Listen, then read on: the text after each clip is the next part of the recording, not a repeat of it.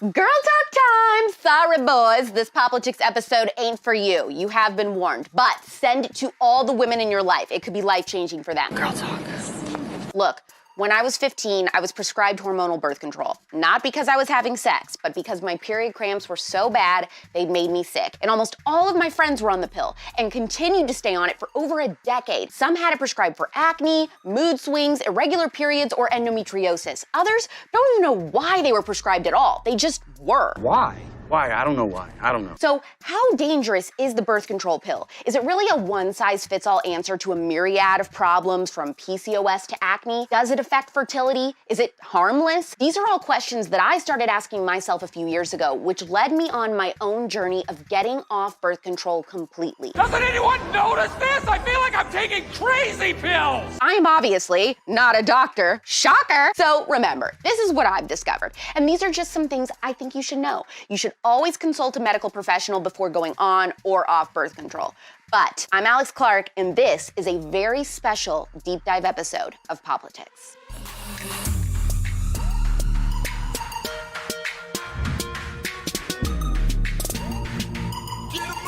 In my life, I've been prescribed multiple versions of birth control and even tried NuvaRing. Why?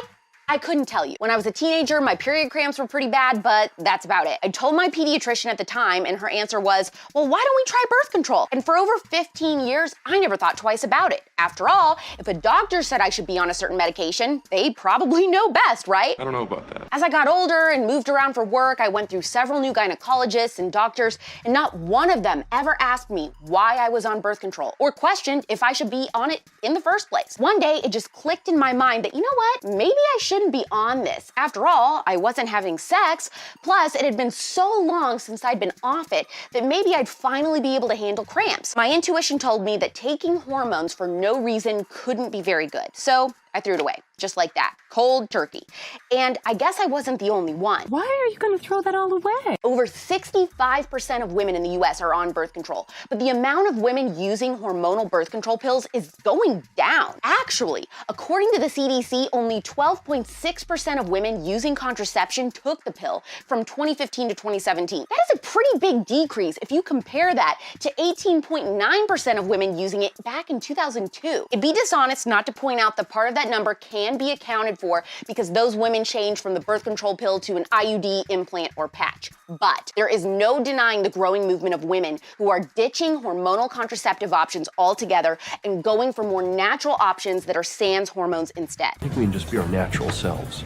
Great. Yeah, you know how to. Women around the world are also realizing that the birth control pill doesn't heal any reproductive problems, which could be attributed to anything from environmental exposures to your diet. The pill just suppresses the symptoms. For years, you may think that your endometriosis or polycystic ovary syndrome has gotten better, when in reality, the actual problem was never addressed, and your hormonal birth control is just masking it so you don't have to deal with it until you do. Years down the road, these women decide that they're ready to have a baby. Unfortunately, those fertility or reproductive problems are still there. Many women then find themselves in a race against time, trying to fix their health problems before their biological clock runs out. Hey everybody, I got some bad news. Doctor just called. I can't get pregnant. I don't have an uterus. The truth is, the medical field has an agenda. Look at how it's weaponized a pandemic to infringe on our bodily rights. Why would the birth control agenda be any different? The pharmaceutical industry is a business that makes bank off your body. Hormonal birth control is no exception. I have to take a pill every 6 hours or I feel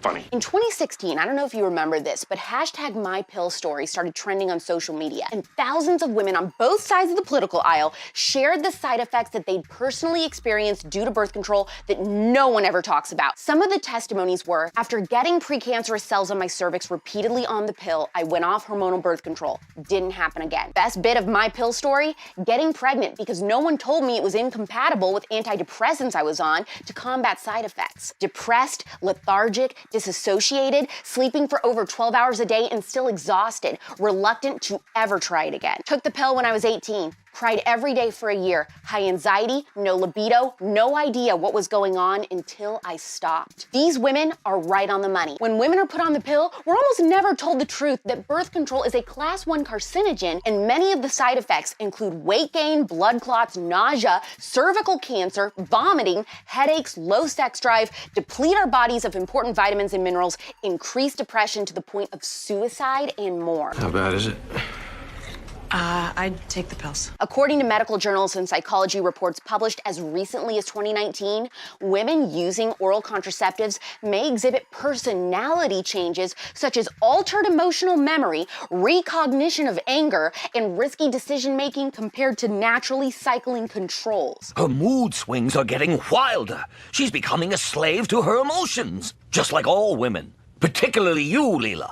We're always marketing the so-called benefits and best-case scenarios of birth control, but never, ever the risks. And even if we are told about them, they're almost always downplayed. But shh, don't tell nobody. You know what else we aren't told enough about? And this is what really gets to me. Hormonal birth control is an abortifacient, aka any drug that induces an abortion. A contraceptive that isn't hormonal birth control pretty much just prevents the sperm from meeting an egg, and you might think that your birth control pill is just keeping you from ovulating so you won't get pregnant in the same way a condom or a diaphragm would work, but hormonal birth control isn't so simple. In fact, experts sum its functions up into 3 parts. 1, keeping a woman from ovulating. 2, keeping sperm from reaching the egg. 3, and this is so important, it makes the lining of a woman's uterus hostile, meaning if its first 2 jobs fail, meaning if a woman gets pregnant, the body will ultimately disrupt the implantation of a baby. Makes you really think about what exactly we've all been encouraged to put in our bodies, and sometimes from a young age. Chemical X. It takes time for our bodies, sometimes years, to fully get rid of the toxic waste birth control leaves in our systems. It's such a huge part of a woman's early years, and yet it even has the power to affect her attraction and sex drive. One study out of the University of Stirling found that those not taking the pill when they met their partners generally found their other halves sexier. Do you hear that? This can change the mans you're attracted to. He has got a great butt. So not only do you have to think of the possible side effects when taking the pill, but you have to also be mindful of how it influences your attraction if marriage is something you want while you're still on the pill. And then, as if that isn't enough, what about if and when you want to have a baby? I mean, these are the questions I feel your doctor should be asking you if they haven't already. Buddy, don't eat those.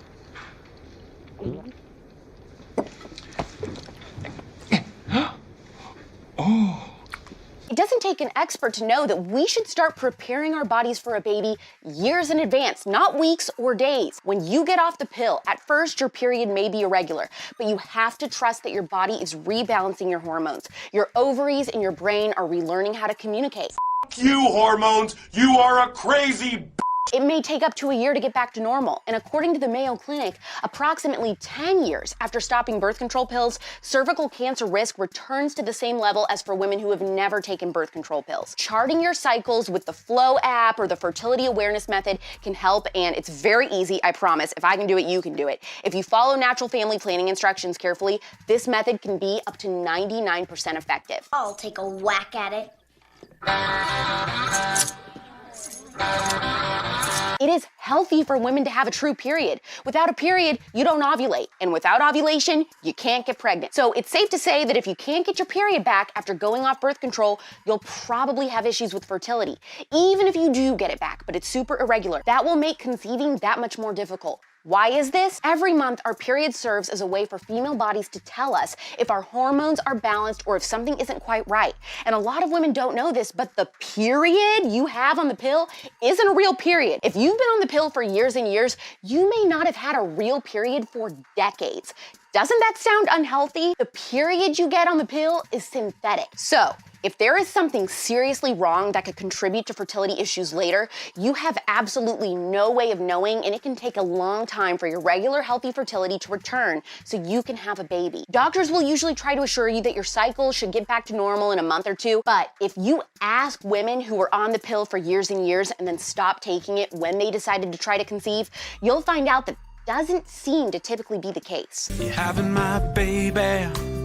So what is the fertility awareness method or natural family planning? It's a totally natural way to help figure out when your fertile window is and when in your cycle you're likely to get pregnant or when you want to avoid pregnancy. It's a way that as women, we can be completely in control of our bodies without the influence of toxic chemicals by paying attention to our menstrual cycle, discharge, and body temperature. Hey, I warned you this episode was girls only.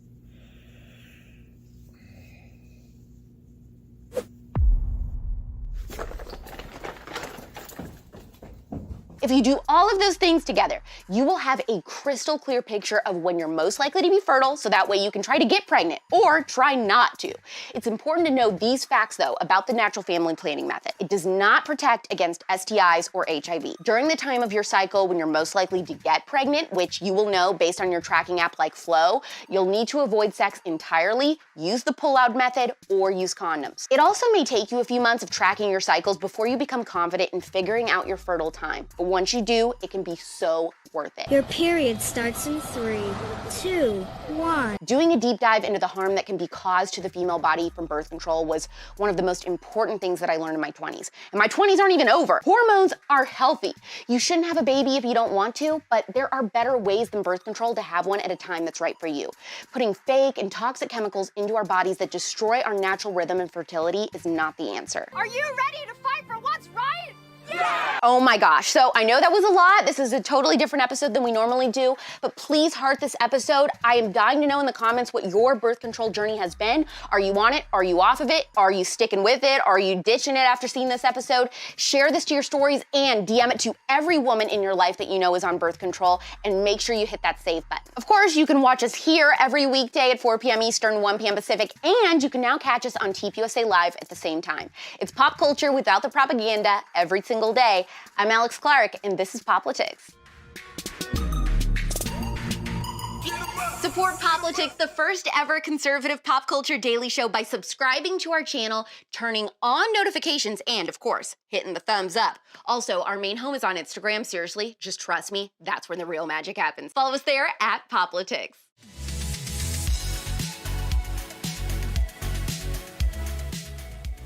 It's time for your daily freedom seed. The Star-Spangled Banner was written to unite the country. Toward the end of the War of 1812, the United States had one stronghold city left, Fort McHenry in Baltimore. On September 13, 1813, Vice Admiral Alexander Cochrane ordered 1,200 of his British troops to attack the fort, but Major George Armistead led American soldiers to fight back that entire night. The next morning, a 30 by 42-foot American flag was raised in the fort. Francis Scott Key was in the harbor throughout the entire battle, and seeing the broad stripes and bright stars of the flag raised high in the morning inspired him to write the Star-Spangled Banner for us all to remember that America will never back down.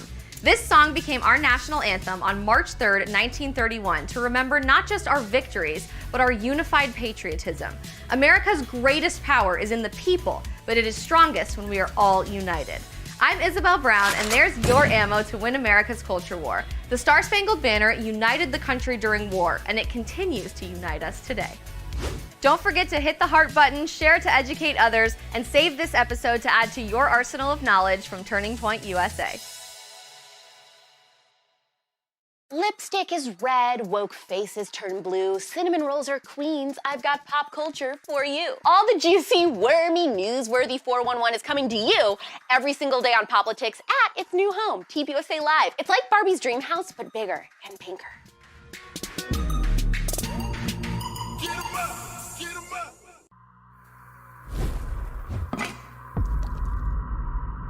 This is your brain. This is your brain on socialism.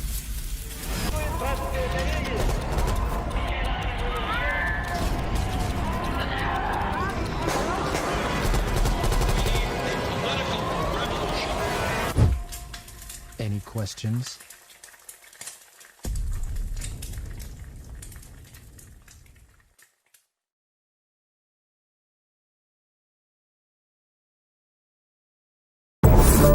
What if I told you that this has all happened before? The riots, violence, church burning, attacks on police, destruction of private property.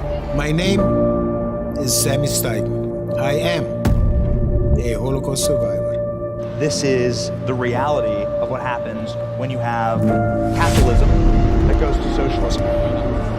El socialismo no funciona. El socialismo no funciona.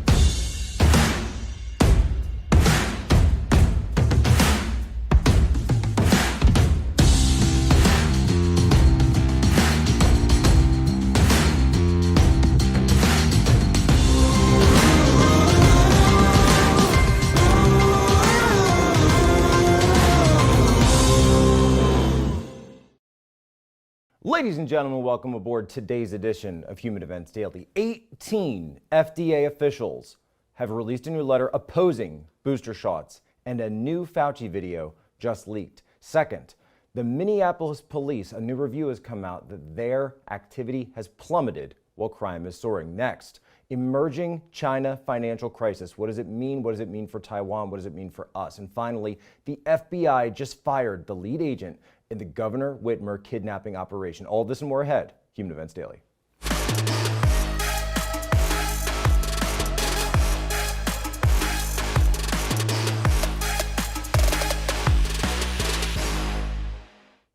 Get vaccinated or else. That's the message that's been the message from the White House for the last week. However, there's a new shoe that's dropping in all of this, and that is, you have to get boosted or else. Are there going to be booster mandates coming forward? We know the White House is talking about boosters. Jen Psaki's talking about boosters. Everyone's talking about boosters, except, hold on, wait a minute, because a new letter just dropped in all places, The Lancet. And what does it say? 18 FDA senior officials say there is no evidence that fully vaccinated Americans need booster shots because apparently the immunity that's conveyed is still effective against severe illnesses. What is going on? Remember before that we also heard from Rand Paul, DeSantis, and others that have talked about the importance of natural immunity. And you have the Israeli study out there that says natural immunity may be as much as 20 times more effective than the immunity that's conveyed from one of the vaccines. So what are we to make of all of this? What are we to make of these statements where you have the FDA saying one thing, you have the White House saying something else, and you've got Fauci all over the place saying things one day that seem to contradict what he said a day before? And I want to play for you a video to really encapsulate this.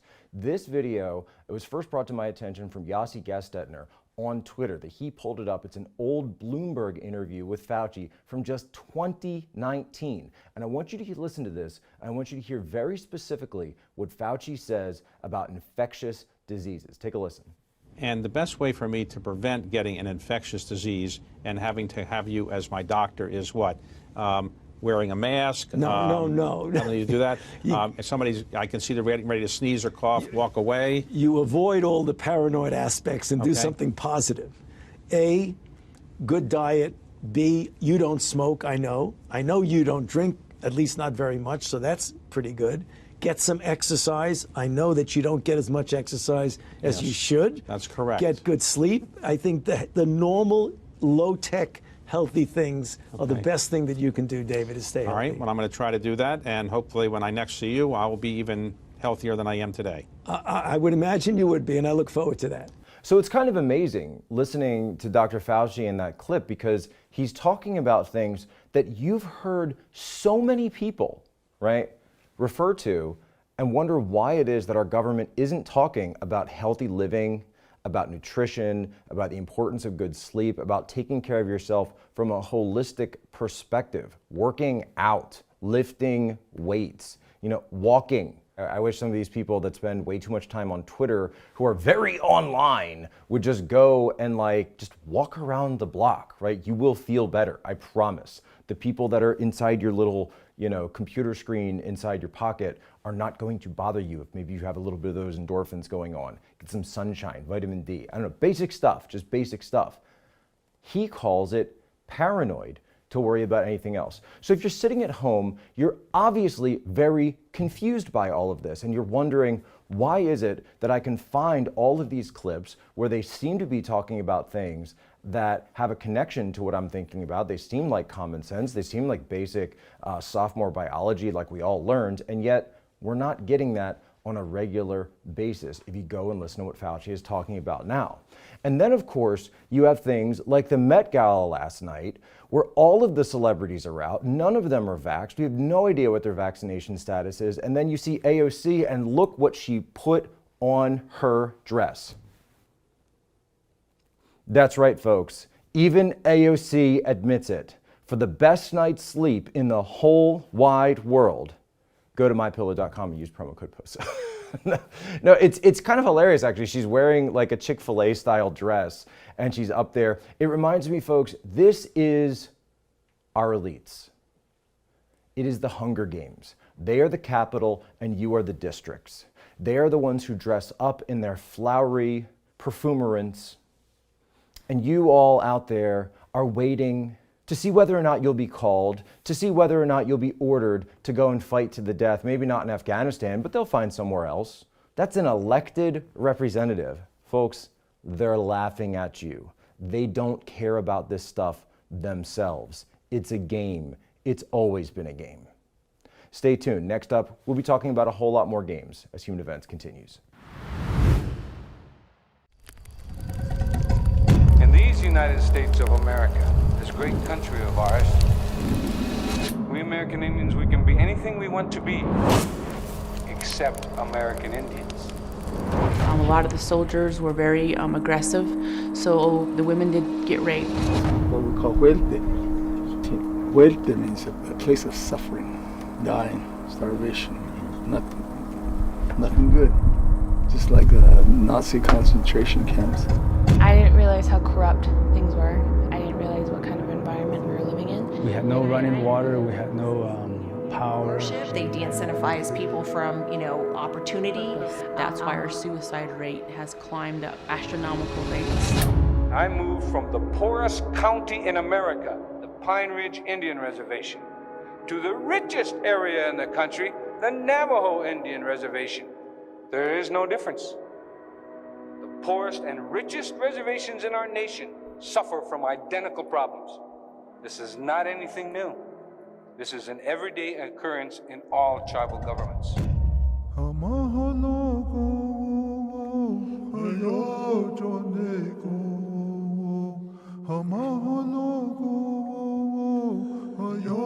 So my life and my tale and my truth has been to fight socialism. And I'm hoping that I can wake up as many Navajos as I can to tell them that you can do this. Yeah, even if I have to fight you to save you. And I think that's what I'm also projecting to my people. Even though they are so harsh on social media and they completely hammer at me, I tell them, I'll be here even if I have to fight you to save you.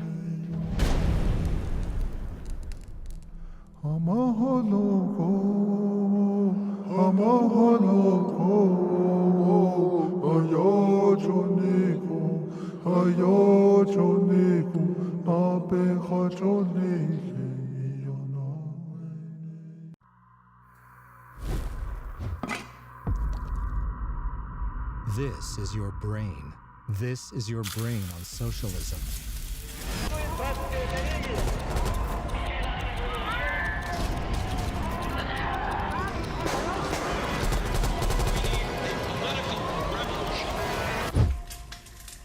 questions.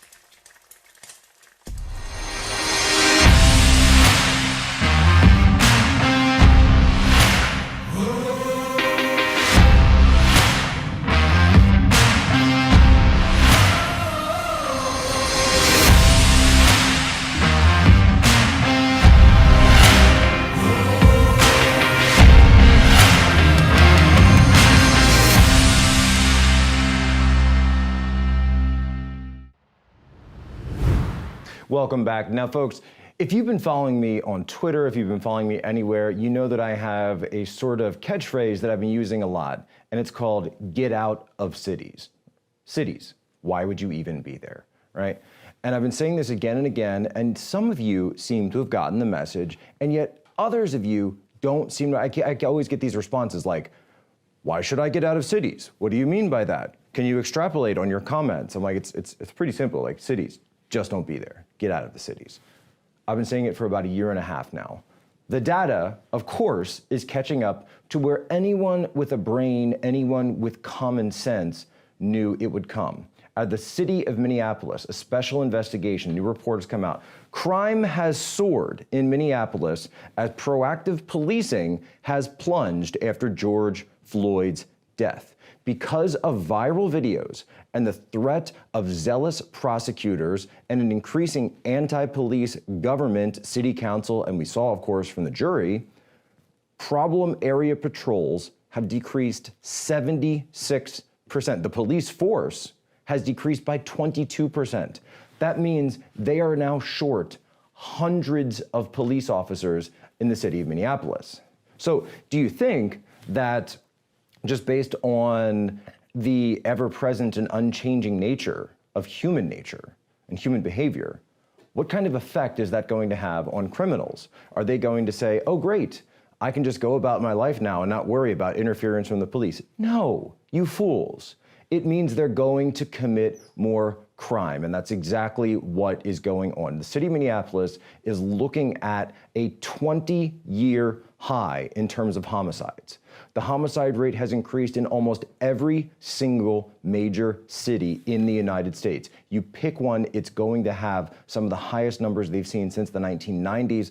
I know from talking to my family back home in Philadelphia, they're saying, Jack, it feels like the 1970s again, where if you were going downtown, if you were going into the city, that you better make sure to take steps to be able to defend yourself should something happen, because that was just, as Sadiq Khan once said, part and parcel of living in a big city, right?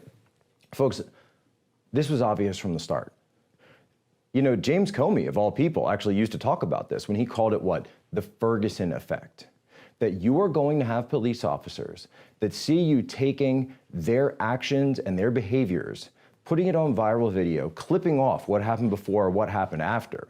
And then you have governments responding to that. You've got public attention, public opinion, responding to whatever happened on the viral video before anybody gets the facts, before anybody understands what's going on.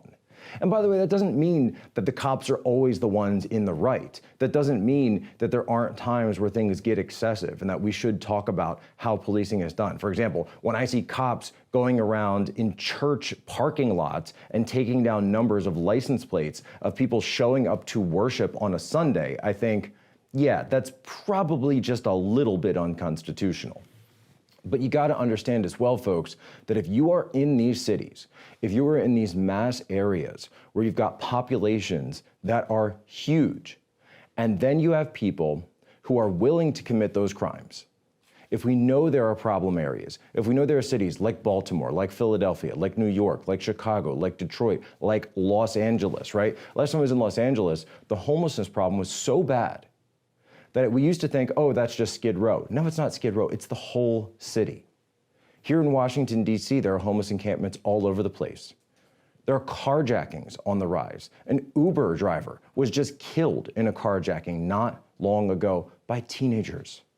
Folks, this situation does not show any signs of improving because politicians are feckless and they are using these incidents and these viral videos as a way to do what?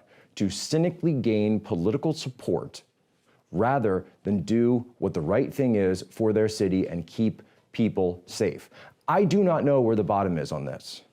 I don't know how far it goes, but I do know that for my family and for my friends, for my kids, I'm gonna keep them out of cities because I see what's going on there.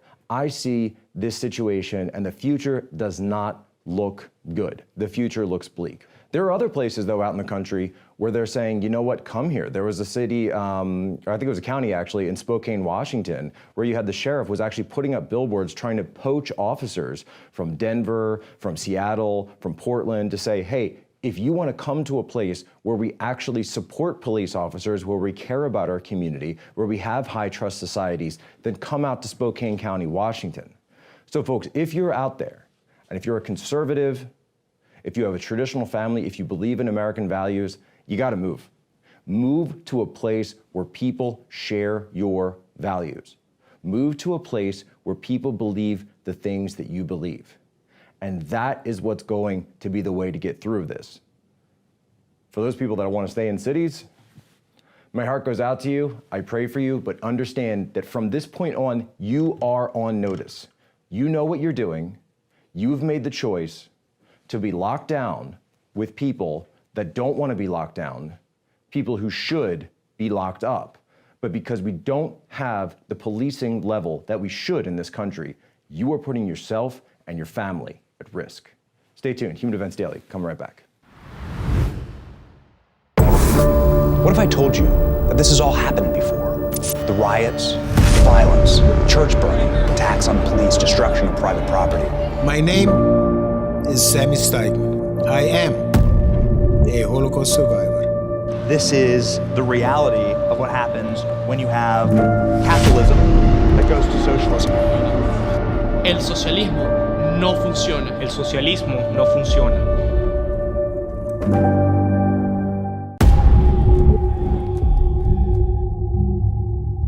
You have to ask the question, how is the most heavily funded tribe have the poorest population? Listen to me. My country is very because everything problem here. Don't have petroleum for bus and Cuban, for car, for drive, for nothing. And it sucks. Socialism sucks.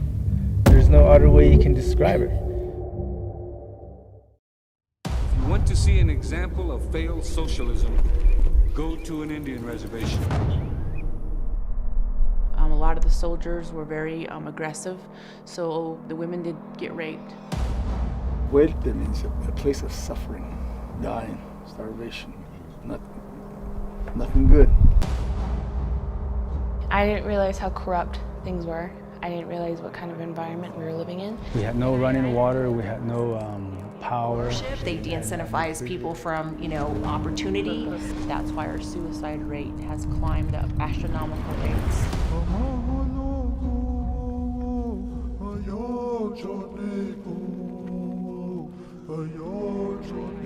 I think that's what I'm also projecting to my people, even if I have to fight you to save you.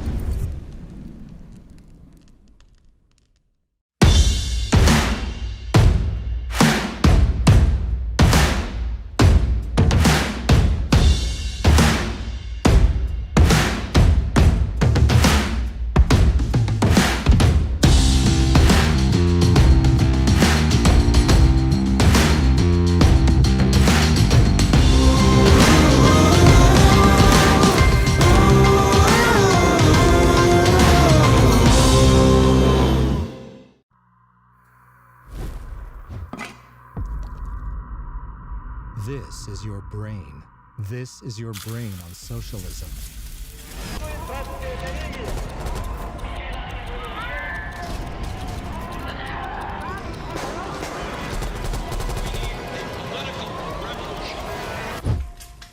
Any questions?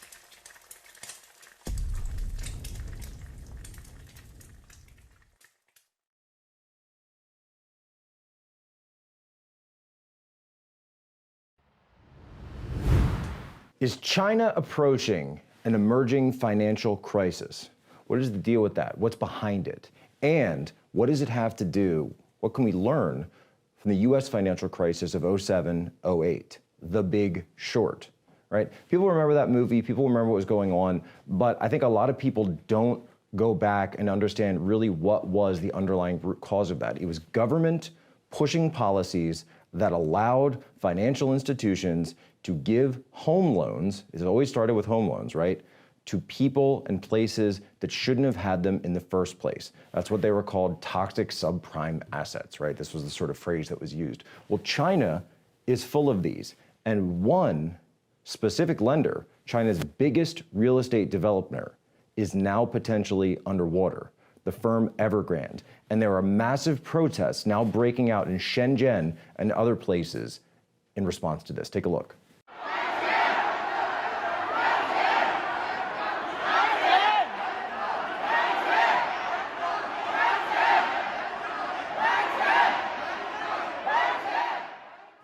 What we can see from this is very simple, and I can break it all down for everyone.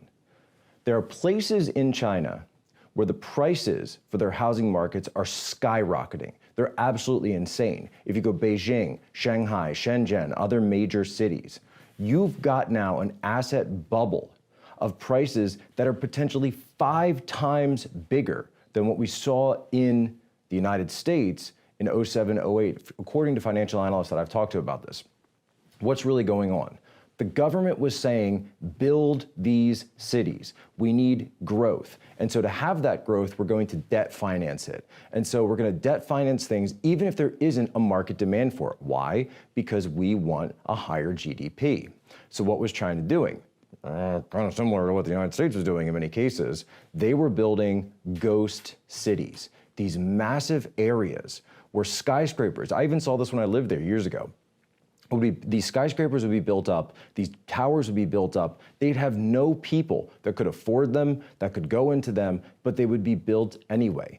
Now, one such development of 15 of these skyscrapers just about 2 weeks ago in the city of Kunming was demolished.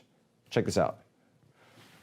They were taken down because they stood on the market for 7 years and nobody wanted it. Nobody wanted to touch it.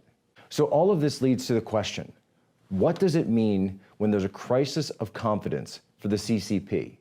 What does it mean when there's a crisis of leadership following last year, the COVID-19 outbreak, the Wuhan lab cover-up, the cover-up of the outbreak itself in Wuhan? Remember, the Wuhan cover-up originally happened because doctors from Wuhan were going on Weibo and other Chinese social media platforms, and they're trying to just tell people what was happening. They were getting banned, they were getting arrested, they were coming in and having to sign forced apologies and forced confessions, saying that they were rumor mongering and spreading misinformation.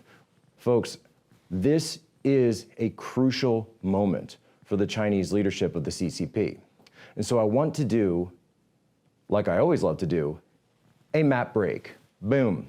Now, if you're just listening, you're not going to be able to see this, but I want to show the Taiwan Strait, because this, after Hong Kong, right, last year and the year before, the protests, and later, essentially, the full control of Taiwan, the full control of Hong Kong, which was taken over then directly by Beijing, now we're looking at Taiwan. If Xi Jinping feels sufficiently threatened in terms of his position, remember, this guy wants to hold on to leadership forever. He wants to be the chairman for life. Folks, look at the map. Taiwan, in case you didn't know, is very, very close to mainland China. It is extremely close. If they want to take that land, if they want to take what they call the wayward province back, the country of Taiwan, they are going to put up a lot of military might and a lot of military effort and able to do so, and they will be able to do it very quickly. The United States, on the other hand, just went through the entire Afghanistan debacle under Joe Biden. This is a potential nightmare scenario. If Beijing decides they want to distract from the financial crises at home in order to wag the dog, and Xi Jinping feels that elements within the party and within the powerful Politburo that rules the CCP and the People's Republic, if he feels like he's going to be taken out of power, the first thing he'll do, the absolute first thing he'll do, is make a move on Taiwan. And if you go to Global Times, what are they saying right now? That Chinese, for the first time, Chinese fighter jets are going to be flying patrols over Taiwanese airspace.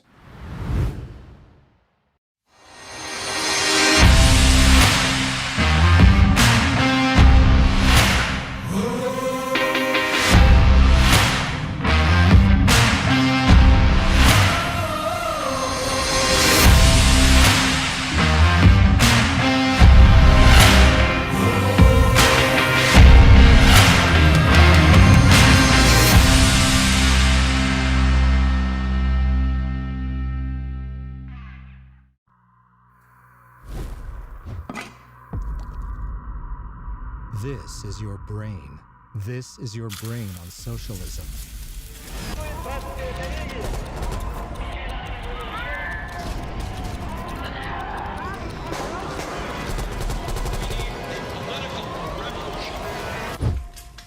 Any questions?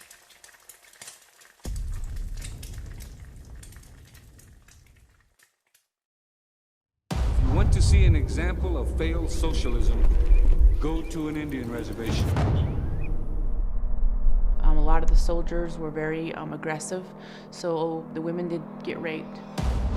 Muerte means a place of suffering, dying, starvation, nothing good. I didn't realize how corrupt things were. I didn't realize what kind of environment we were living in. We had no running water, we had no power. They de-incentivize people from, opportunity. That's why our suicide rate has climbed up astronomical rates.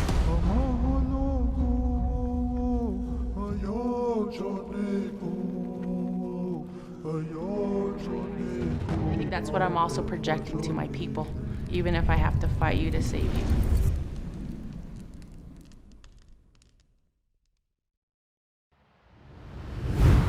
Folks, every once in a while, you get hit with one of those stories that just seems too completely insane to be true. So you just have to follow the facts, you have to follow the stories, because this is one of those ones where if this were like a Hollywood plot, I kind of think that if you walked into a room, that even as corrupt and insane and woke as Hollywood is, they would never go for this. But let's go forward. The FBI, according to Just the News, has just fired the lead agent on the Governor Whitmer kidnapping operation. Why do I say operation? Well, because we've already learned that in this plot that happened in Michigan last year, as many as 12 FBI informants were involved in the alleged conspiracy. They were driving this thing. And places even like the left-wing outlet BuzzFeed News have reported that this probably wouldn't have happened at all if the FBI hadn't been running their informants through the entire thing. So it was an FBI-driven plot. Here's the thing, though. The lead FBI agent was just fired. What was he fired for? Folks, this is where I was telling you it gets a little bit weird. So I'm just going to read this, all right? This is literally me just reading it. According to the Detroit News, Special Agent Richard Trask was fired last week while awaiting charges of assault with intent to do bodily harm and allegations that he beat his wife's head against a nightstand following an argument caused by a swingers party that they had attended.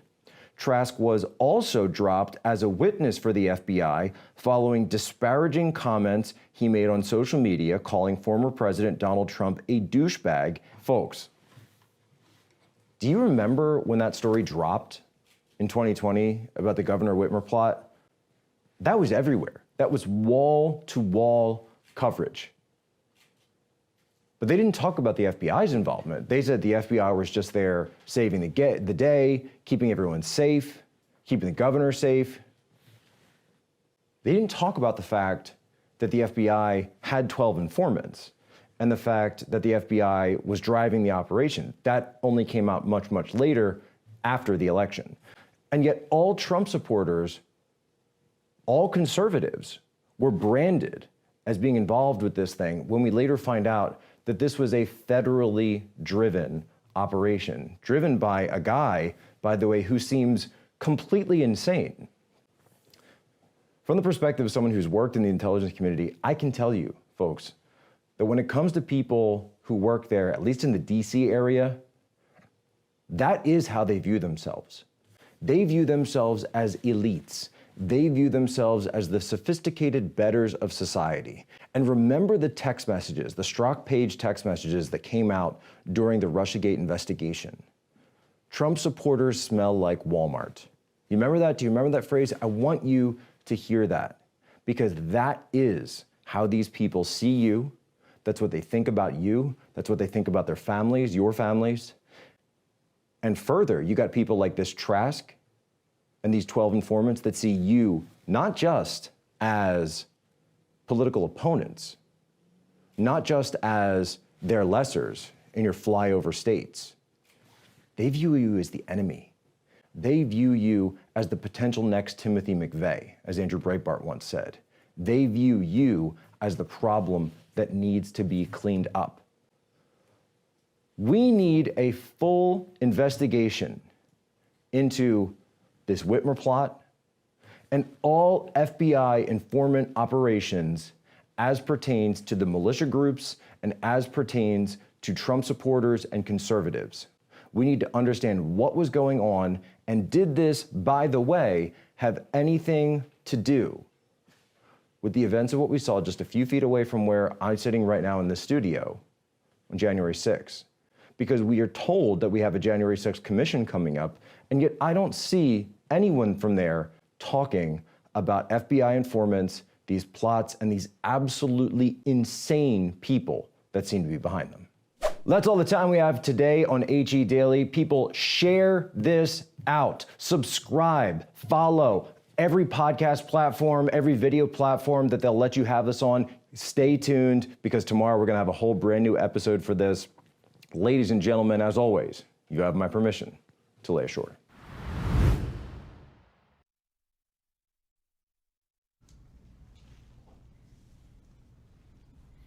Hey everyone, welcome to TPUSA HQ in Phoenix, Arizona. I'm your host, Jon Root, and this is TPUSA Live. All right, let's get this party started. Let's check out the rundown. We'll start the show with a daily briefing, giving you some of the most noteworthy news of the day, and introduce you to our guests, including founder and CEO of Turning Point USA, Charlie Kirk, TPUSA contributor Benny Johnson, and editor-in-chief of Breitbart News, Alex Marlow. Next, we'll break down the current situation in Afghanistan, including the news that America is sending $64 million in humanitarian aid.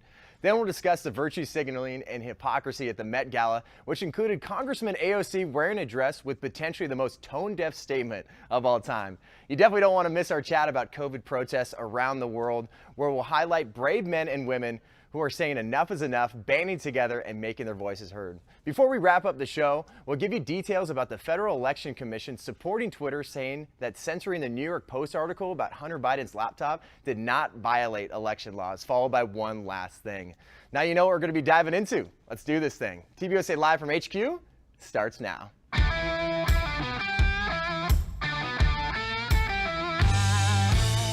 Authentic, unfiltered, grassroots content and conversation every weekday.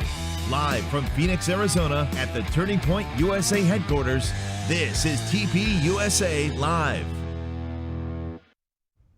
Welcome back to TPUSA Live from Phoenix, Arizona. We are at TPUSA HQ with these amazing men. We got Benny Johnson, TPUSA contributor, founder and CEO, Turning Point USA, Charlie Kirk, and editor-in-chief of Breitbart News, Alex Marlow. Welcome, boys. Thank Good to have you back. Glad to be back. Very happy to be A lot happening. Now, we were not at the Met Gala last night.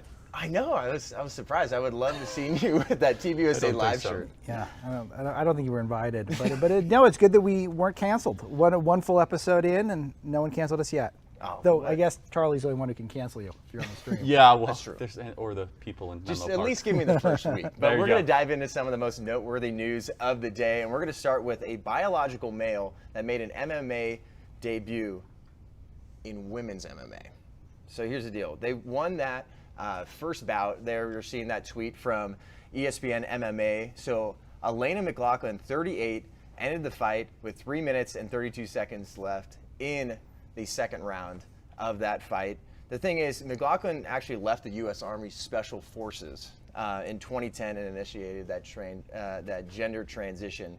So now, once again, biological males are taking over women's sports. What's going on? So this wasn't UFC, was it? This is MMA. Yeah, I don't think UFC would put up with this. No. I mean, yeah, this person obviously has deep-seated mental problems. I hope they get help. Mm-hmm. But the way to try and give yourself therapy is not go beat up on women. Like, that's kind of weird, isn't it? Like, you know, I think I'm a woman and I'm going to go kind of just go knock one out. It's like, that should be illegal, right? Yeah, we have laws against this stuff. It's like, it feels like this is maybe the final boss of our gender bender video game we've been in for a long time. That's so true. Is we had the first, you had to accept the girls being boys and boys being girls. And then we got the Then we got Joe Biden putting a man who lives as a woman literally at the top of Health and Human Services. And then now we've gotten a sanctioned mass, in a sanctioned match, a man who is given full permission to beat up a woman. That's right. And we're supposed to just take it. And then celebrate it. Yeah, for we're it. supposed to applaud it. Exactly. And so I say, feminists, your move. You tell us how we're supposed to react to this stuff. Men beating up women while other people eat popcorn and watch and enjoy it. Well, they get away with it in the NFL, so might as well do it here. This is President Joe Biden's America. You may remember from the debates.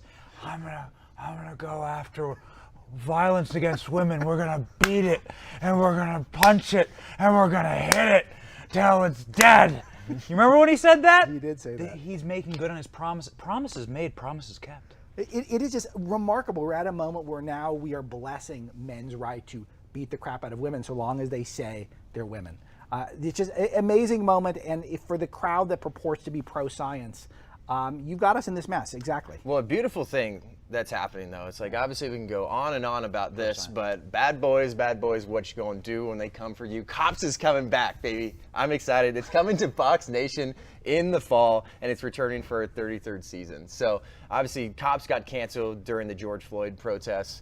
Benny, you seem kind of excited about Cops coming back. I'm very excited. I mean, what's not to like? I don't know. I'm excited. I want to know how they get. I don't want to know how they get, like, permission for that, right? So if you go out on the street, we have a Benny on the block.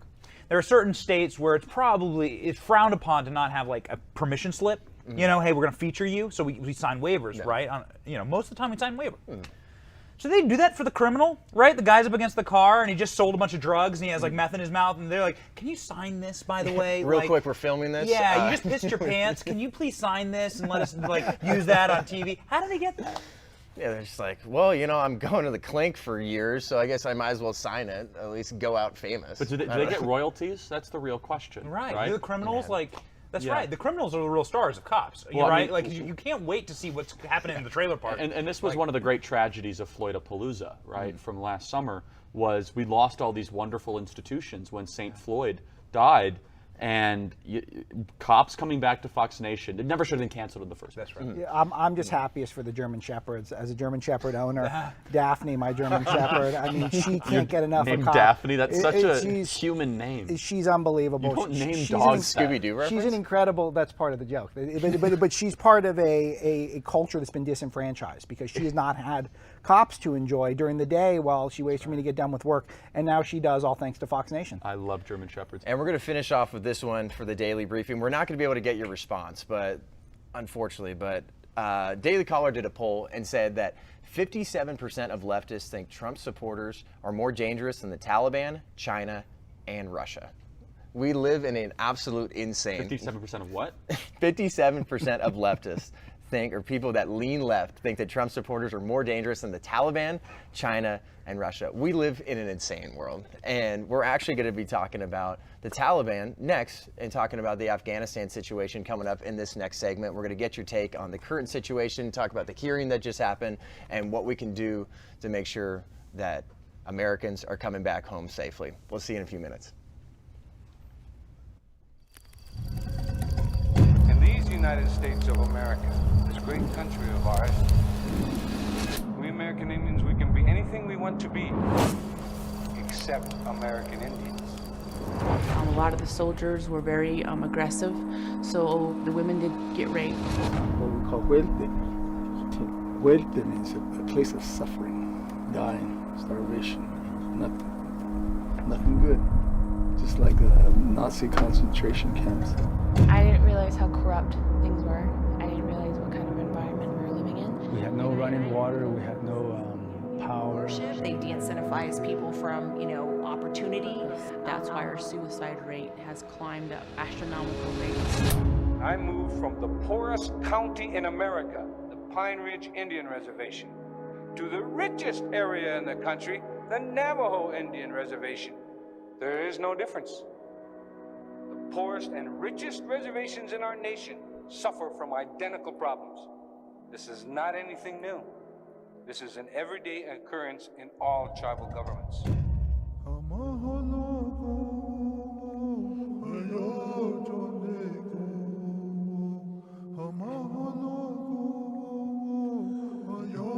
So my life my tale and my truth has been to fight socialism. And I'm hoping that I can wake up as many Navajos as I can to tell them that you can do this. Yeah, even if I have to fight you to save you. And I think that's what I'm also projecting to my people.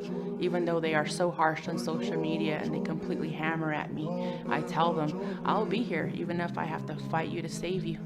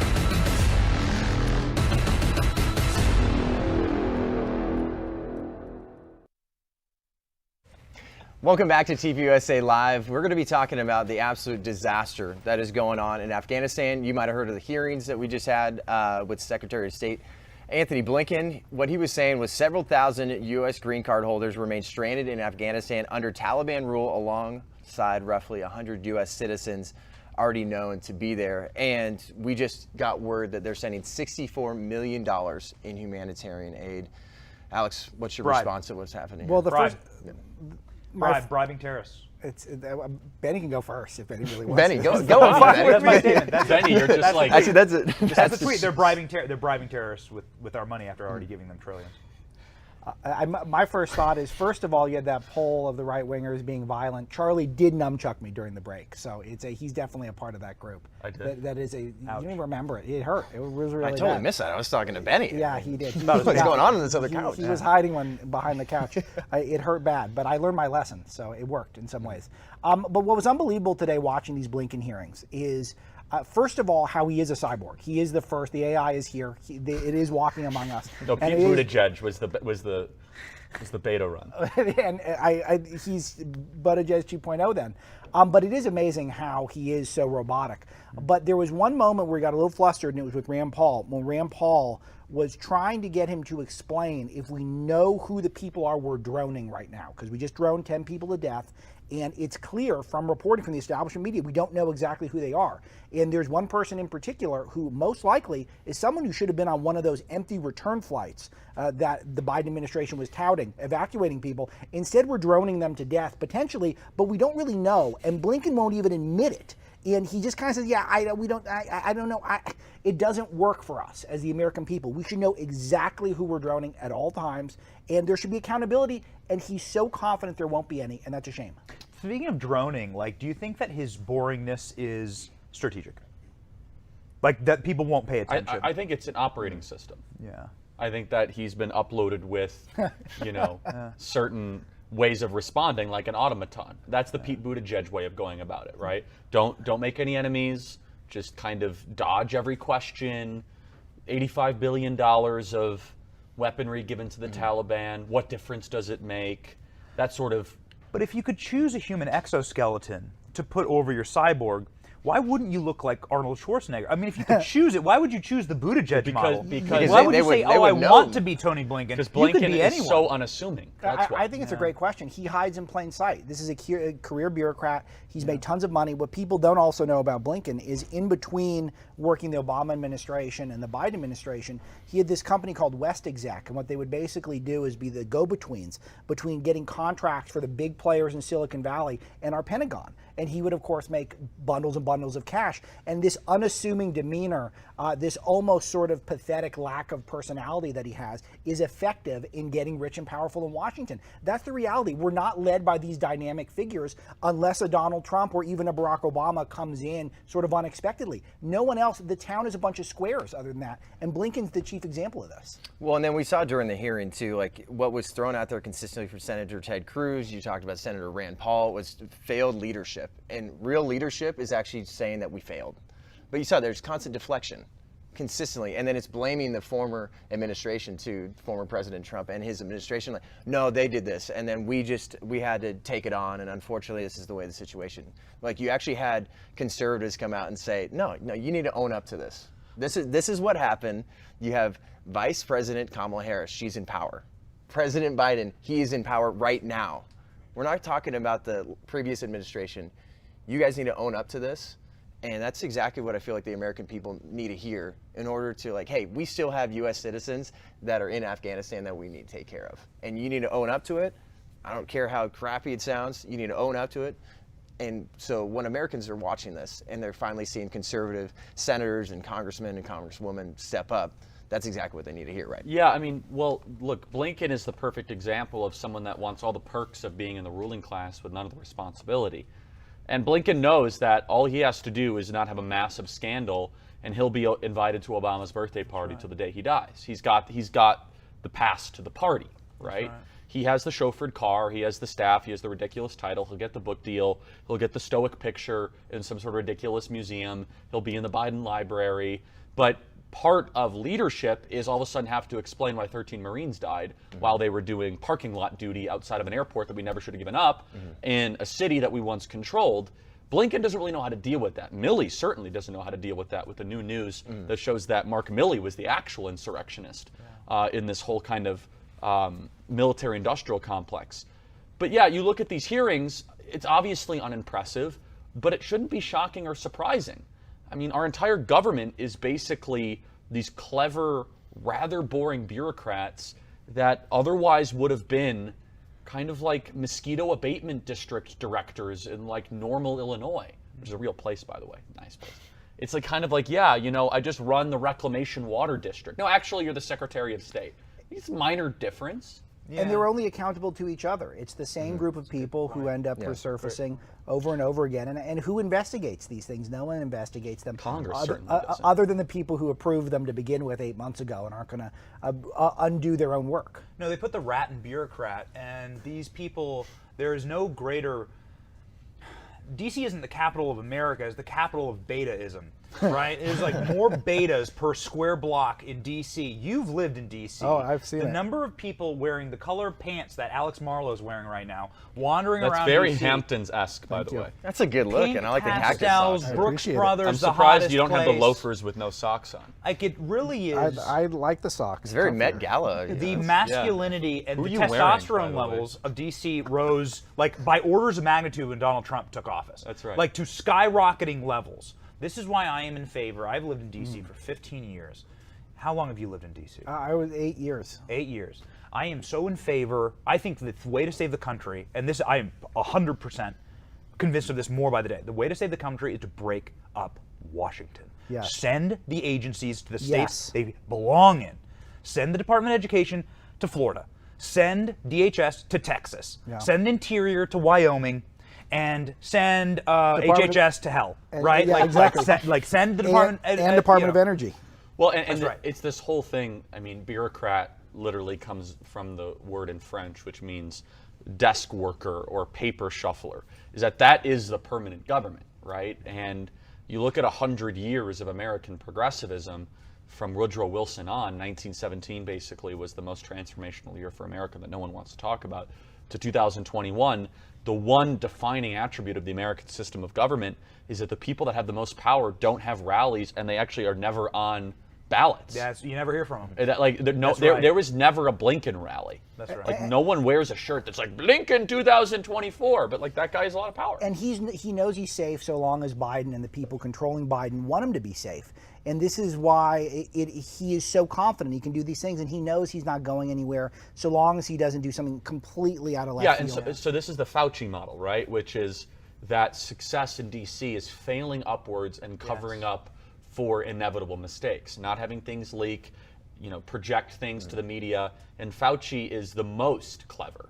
Aristotle talked about be careful of people that have high intellects, but they're clever, being willing to navigate the institutions, able to cover up. We saw that in the January 31st, 2020 emails that were disclosed, 2020 emails on a Friday evening. Bureaucrats don't work Friday evenings unless they're covering up for something. That's the only reason a bureaucrat will work past 4 o'clock. So to wrap this up then too, like what's the solution? Because they're throwing money out now. You're hearing about $64 million in humanitarian aid, and a lot of people are just gonna look at that. That's the start of it. They're looking at that headline. It's just like what's the solution? The solution, and anyone who's watching closely saw this be used very effectively against President Trump, is control of Congress and control of investigations, control of committees. Committees can ruin you. Committees can truly subpoena any American they want, and can truly be horrifying for the bureaucratic state if indeed they have some balls behind them, right? If they can pull these people in, you could have Fauci dragged before Congress every single day in a conservative controlled Congress. The states have to step up too. The states have to start to hold DC in check. It's not happening. And look, it's taken 100 years to build this fourth branch of government. It's not going to be eliminated overnight. Yeah, I love Benny's idea of moving the bureaucracies out, cutting things like the EPA. You obviously have to vote. I'm not saying who to vote for, but you got to obviously vote. Elections have consequences. And I would say you also got to get involved. People out there who want to get involved, you have to, because if we sit idly by, these people are just going to get even more power they're not going to relinquish. But one thing's for sure, you are looking fresh today, Alex Marlow, and we can't wait to talk about the hypocrisy at the Met Gala. We're going to talk about that next. See you soon. Lipstick is red, woke faces turn blue, cinnamon rolls are queens, I've got pop culture for you. All the juicy, wormy, newsworthy 411 is coming to you every single day on Poplitics at its new home, TPUSA Live. It's like Barbie's dream house, but bigger and pinker.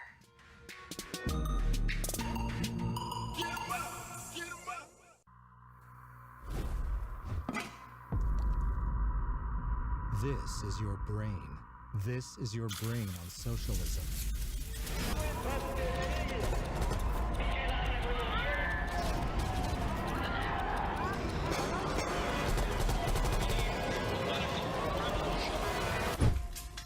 Any questions?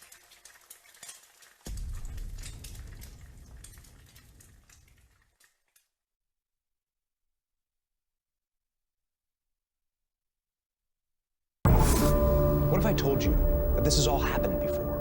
The riots, violence, church burning, attacks on police, destruction of private property.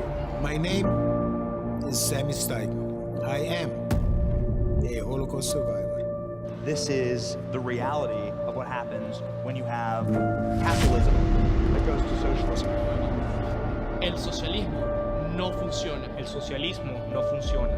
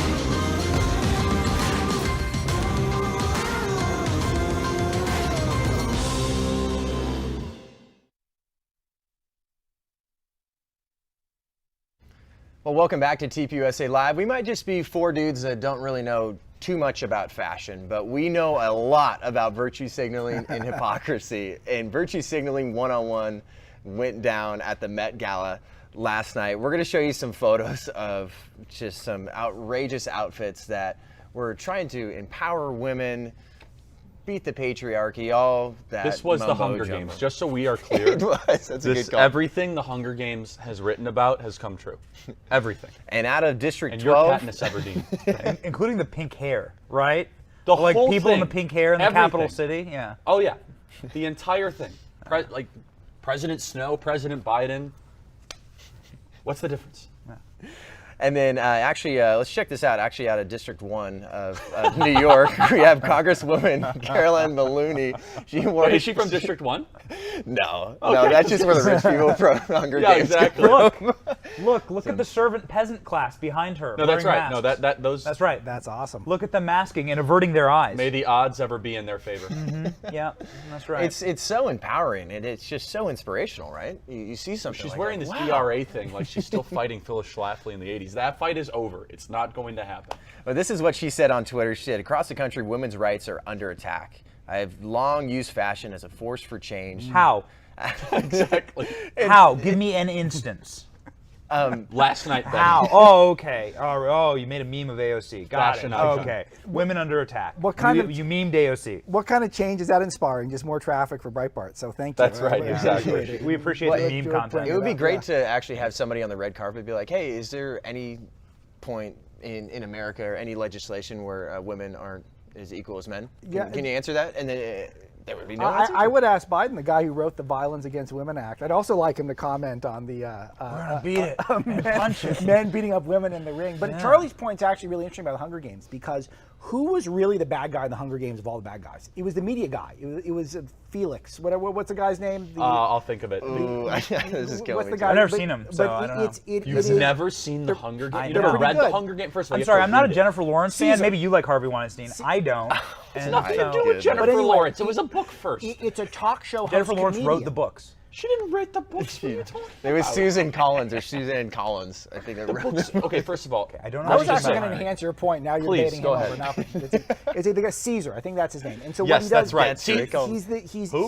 Caesar? He's the Caesar Flickerman. Now I remember. Caesar Flickerman. Well done. Thank you for getting us back So on track. he is the Joseph Goebbels. he is the commentary host comedian. He's the Jimmy That's such a Kimmel. good He's point. the Colbert. Alan Bakari of Breitbart has made this point to me a number of times, our top tech reporter, is that he's the one who sanitizes the evil. And that's what our media has done with all this stuff. They treat this like this is such a great night. It's such a great night. Luckily, there's so many people in conservative media who know it's all absurd, and it's just a delight for us to make fun of them. And the meme content, as you The say. meme Ben. content. Well, Guys, the reason I'm giving you such a hard time, though, is just that Hunger Games probably the best since Huxley and Orwell talks about kind of what happens when a ruling class becomes untouchable. So it really does a good job of it. And So probably I should read it or watch the movies? Reading it is better, but the Read it movies is great. are sufficient. They're you can just formal. plow right They're through terrific. those books. But next up, you have to check out Congresswoman, AOC, what she had to wear at the Met Gala last night. It may be the most tone-deaf thing we might have ever seen. So that is not Is that a Chick-fil-A That's not a Chick-fil-A bag. Those cows who can't spell but have great handwriting. They wrote that. But honestly, like she's wearing this dress, and it costs $30,000 to get a ticket to the Met Gala, and it also costs to have a full table at the Met Gala, $275,000. And it says tax the rich. Does she understand who she's hanging out with? Like, she's hanging out with the elite of the elite. She's hanging out with these people. She does, and why I love this so much is it's so clear that she's just pro wrestling now. She's just trying to That's a provoke. great call. She's trying to trend on Twitter. Her actual supporters, people who think she represented some sort of change. She was going to stand up to the establishment. Look at what she's doing. She is the establishment. She's partying with the establishment with an absurd dress. By the way, a very feminine dress, might I add. The cut on the dress, not exactly leaving her pronouns up in the air. That's fine. Good for her. She's popular. She's probably going to make a mint whenever she's done doing what she's doing. And she has But no she's mask not on genuine. either. She's not a genuine person. Yeah, you're exactly right. She's going to make a mint. If you are a communist, could you think, if you're an actual true believer, could you think of a place more dripping in Western decadence than the Met Gala?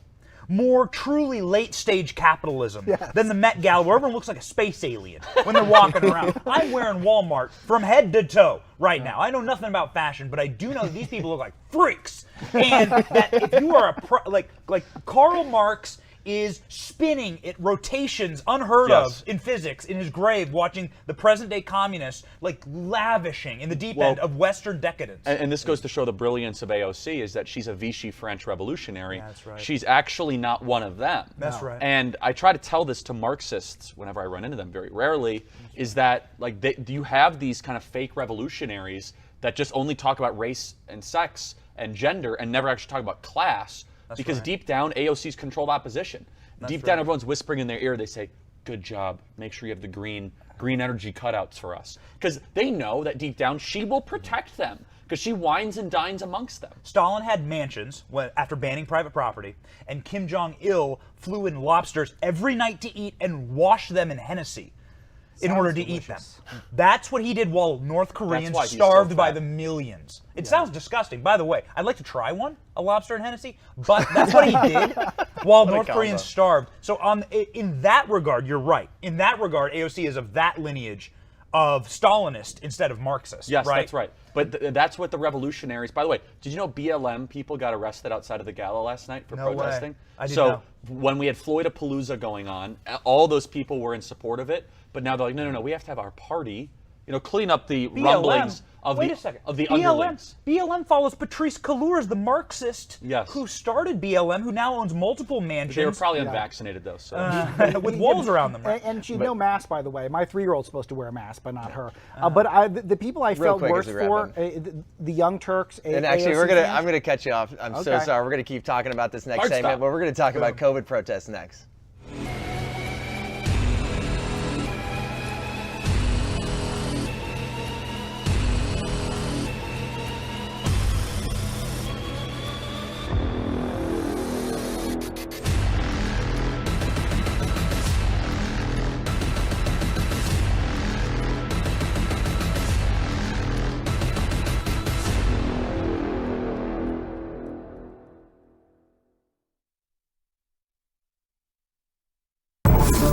What if I told you that this has all happened before?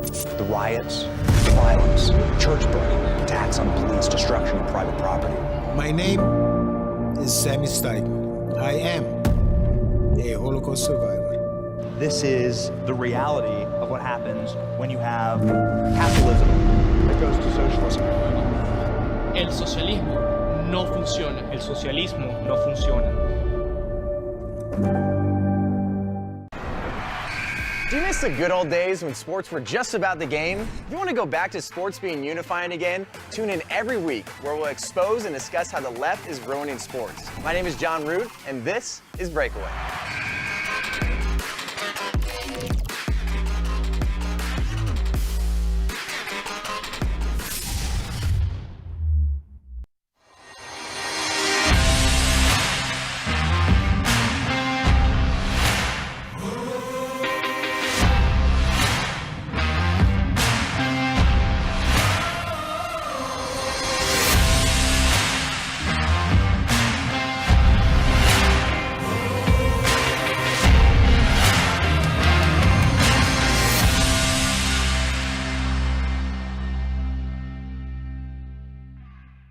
Do you like guns? Do you like ammo? Do you like suppressors? Do you like freedom? Do you love America? Do you like baseball? Do you like rifles? Do you like 9mm? Do you like pistols? Join me, Paige Roux, every week on Reloaded.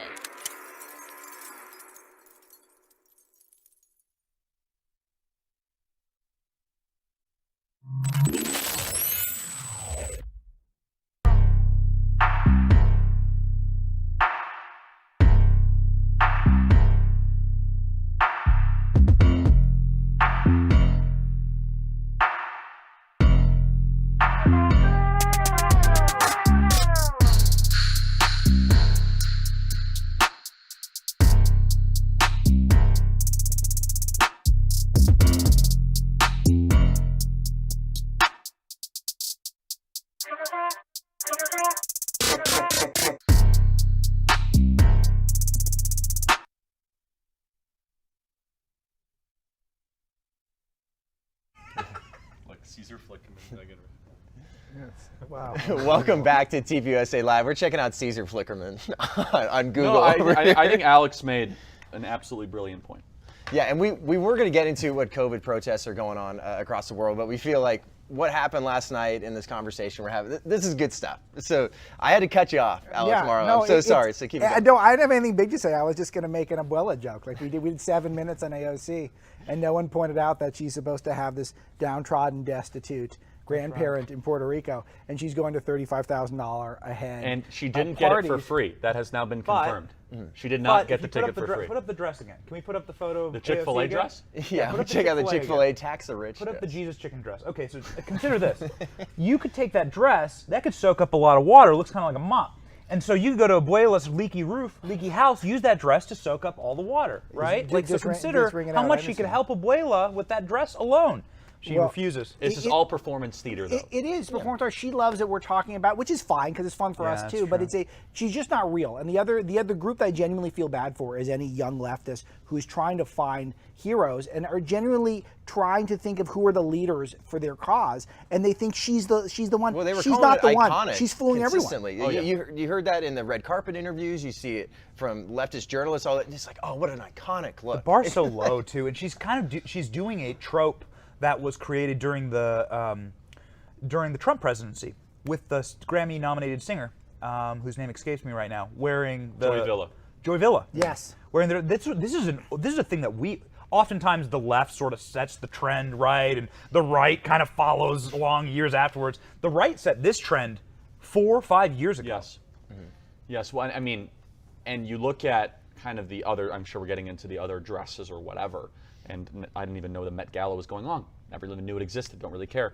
But the whole idea is that if you're going to actually try and prevent a legitimate class revolution in the country, which is long overdue, if you look at kind of how working class people in New York don't have access to good schools and crime is rising, and actually having them, regardless of race, be like, why is it that we've had billionaire mayors and all of a sudden now New York's kind of a crummy place to live, then have these kind of fake revolutionaries talk a good game. So deep down, the ruling class in New York can breathe a deep sigh of relief. He's like, oh, she's one of us. Regardless of what's on her dress, regardless of her impassioned plea, she is not, let's be very clear, she's not Dennis Kucinich, okay? Yeah. She is not a legit revolutionary. She's not Bernie. No, and Bernie is... Bernie wouldn't be found dead at the Met. I think you're right. I think deep down Bernie is a believer. Yeah. I think that's one of the appeals is that he loves his book deals and stuff, but he wouldn't be found dead there. Yeah, and AOC started to apologize for it this morning, right? She started to hedge. Is that right? Her statements this morning were like, I was invited and she wasn't. She paid for a ticket is what the new reports are coming out. That's right. And so she probably paid for from her campaign account. That's right. We'll see. John and Violence. Charlie, you guys were barely alive then, but there was this time called the 90s, and they had this expression called being born in the 90s. Oh, good. I was born in 91. It's called being a sellout, and that's what she is. She's a sellout, and that's fine. People sell out, but she's not pure, and that's fun for me. But that's her whole brand. Her brand is supposed to be this bartender, clenched fist, working rights activist in the streets. Started from the bottom. Yeah, started from the bottom. I challenged the incumbent. But in reality, it's it's really as if she was created in a laboratory to try and protect entrenched global interests. She was. They had tryouts for that seat. They had tryouts. No, they literally did. Like an actress. But do you feel like people looking at this, and every time you look at Congresswoman AOC, it's just people saying, "Oh, this is iconic. This is empowering." I mean, it's all a load of malarkey. But in general, do you think people actually think that the rich aren't getting taxed? Because I guarantee you there are people out there, and she wears something like this, and there's people like, yeah, I agree with that. Like, they should get taxed, but what's the truth? Yeah, I mean, look, top 10% of the country pays over 40% of the taxes. Exactly. The bottom 90% of the country pays 20% of the taxes that are collected. And it's even worse than that. You really focus on the top 500 richest people. They're the ones that are actually the ones that have very, very low tax rates, that are able to navigate the system. It's not even the 1%. No. A lot of those people have pass-throughs as small businesses. We're talking about Bezos, right? We're talking about people that have $100 billion in wealth, and the tax system is so incredibly screwed up, but those are the people that she's actually representing, right? Yeah. She's actually representing the Pfizers, the BioNTechs, the Johnson & Johnsons, the AstraZenecas, And she's a perfect corporate spokesperson. And of course, she would reject it, and her followers would as well. But nothing says do the pandering of corporate interests like going through the motions of a class revolt. And we don't talk about, speaking of classes, we don't talk about the poor servant class, truly the slave class that was standing there. You can see their eyes While averted, they wear masks. looking at the floor, masked, some of them double masked, forced to stand there and wait for their masters to call upon them. You don't talk about that enough. I tweeted, I put it up on Instagram. The dress got all the attention instead of that glaring hypocrisy. And just to give you an idea of how hypocritical this would be, right? This would be like one of us going to like an anti-gun meeting wearing an NRA shirt. And be like, oh, no, I actually was like advocating for it, but I was actually in the midst of the meeting planning about, like, our followers be like, no way. Like, what are you doing among, you know what I'm saying? It's like, it doesn't matter if you're wearing a pro-life shirt if you're like having a meeting with Planned Parenthood's president. Do you know what I mean? Like, we would never be allowed to get away with this. The other example would be like, yeah, I wore a big tech sucks shirt. Oh yeah, it's okay, I met with the head of Google. Like, don't worry, like, I'm one of you. Like, there's nothing to see here. I went to Google's big bash. Actually, Do you see what I'm saying? Yeah, you went to Sundar Pichai's birthday party. Yeah, exactly. Precisely. Or I went to Obama's birthday party, but I wore a MAGA pin. Okay, don't worry. All right, I wore a MAGA pin to Obama's birthday party. Now, our base would never forgive you for that. I mean, it would be you'd lose. Dwelling and socializing amongst that. Our base would be unforgiving. Right. That's right. And also another thing we saw was Megan Rapinoe. She had Is that this how you say it? Rapinoe. I am being told thought it was Rapinoe. I think it's You're probably Rapinoe. getting yelled at in here. Put it in the comments. Somebody tell me. No, I think you got it. We debated this backstage, and we all think settled on Rapinoe. She gets aside from so Charlie. much attention for being a loser. And she got attention for this clutch. I guess you call it a clutch when it's not a handbag. She had this clutch. It said, "In gay we trust." What does that even mean? That looks like a photo from the Hunger Games. You haven't seen the Hunger Games, Benny. Photos. I don't know culture. That does. I mean, look at that. That is Caesar Flickerman. That is. It is. That actually is from exactly Mockingjay. like That's actually That a doesn't screen look real. grab from that. By the way, they swagger jacked some the turning point font for that. I think they're trolling. No, I mean, if you go back, it's actually kind of like the same brand style The guide. font. Yeah, that's exactly right. She swagger jacked the Turning Point Live font and Brand guide. color base brand guide. That's Do we right. have the other one? Do we have that other woman, the Peg the Patriarchy one? No, because I know when when we were looking up just different outfits, what an incredible time we had with the research team looking at. But Peg the Patriarchy, I don't really think that's that savory. No, it's just I don't even want to get into what that This woman means. is like 44 million followers, and she's ugly as sin. And like, I don't understand how on earth this woman has a following. Megan Rapinoe is one of the most popular characters at Breitbart.com. We always love when she gives us meme content. This is no exception. Her color choices, her color palette's just terrific. It's the trite message is just unbelievable. In gay we trust. People my generation and younger, we were all grown up, taught to accept gay people, treat them as equal. It was totally internalized. We're totally there as a country, as a society. And then she puts this in our face as if, no, it's not equal. We're superior. You could trust gay. And then we're all going, oh, that's adorable. You're taking it to the next step. And and who cuts you checks again? Oh, yeah, Subway sandwiches. She's a big endorsement with Subway sandwiches. Right. Another sellout, another corporate fraud. Right. She's not in it for the cause. She's in it for deals with HBO. She's in it for deals with Subway. And last I checked, her soccer team, which was supposed to win the World Cup Olympics, lost to Canada. And then she ragged on Canada. She made fun of Canada after losing to them. So she's great, and I hope she stays in the news for a long time. Can we get a shot of Alex's socks? Can we get a shot of these? Those cacti. Those are cacti. You want to talk about fashion honor forward? Of Arizona. You want to talk there. about? Can we get the boom? You want to talk about fashion forward? Why is he so so animated about this issue? We'll go this way. Because this man is properly fashion These forward. are my absolute. We got favorites. the Velcros. These are my absolute favorites. Yep. We got the old man shufflers Thank you. and then we got the cacti. You have Velcro shoes. Oh, these are bringing it back, baby. I'm bringing it back. Oh yeah. Those are incredible. Good for you. And then Benny, you should have bet on them. Red carpet. You look great. It's the Chick-fil-A cows were busy, so I couldn't get the dress I wanted.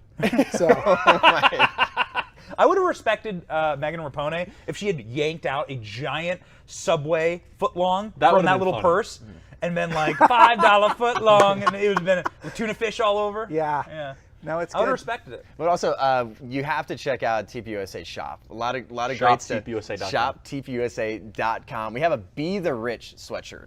So don't get anything from Congresswoman AOC's website. go to our website and get a Be the Rich sweatshirt. But coming up in just 3 short minutes, we're going to have Benny, Alex, and Charlie back. We're going to keep this thing going. Thanks for joining us. See you soon.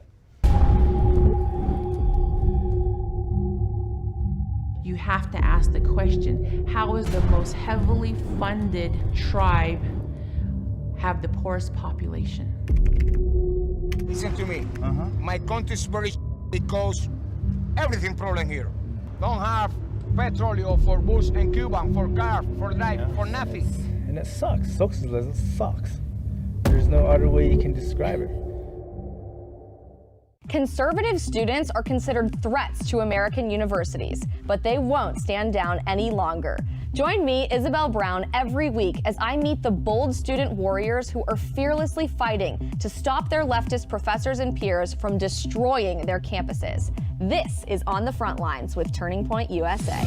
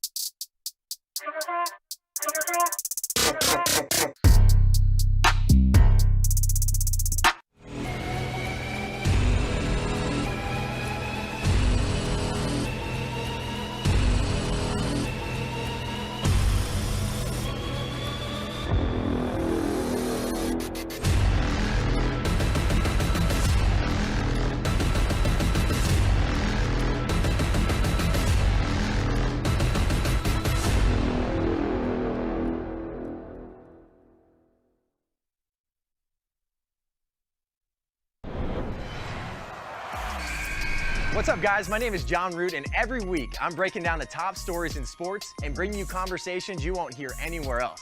It's gonna be a great time. You're Unbreakable.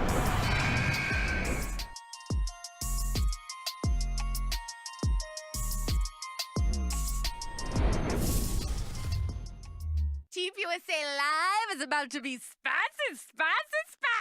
I mean, would you expect anything less? It's me, Alex Clark. Of course it's gonna be spicy. Tune into The Spillover, my brand new podcast. Think of it like the older sister to Poplitics with a lot more conservative.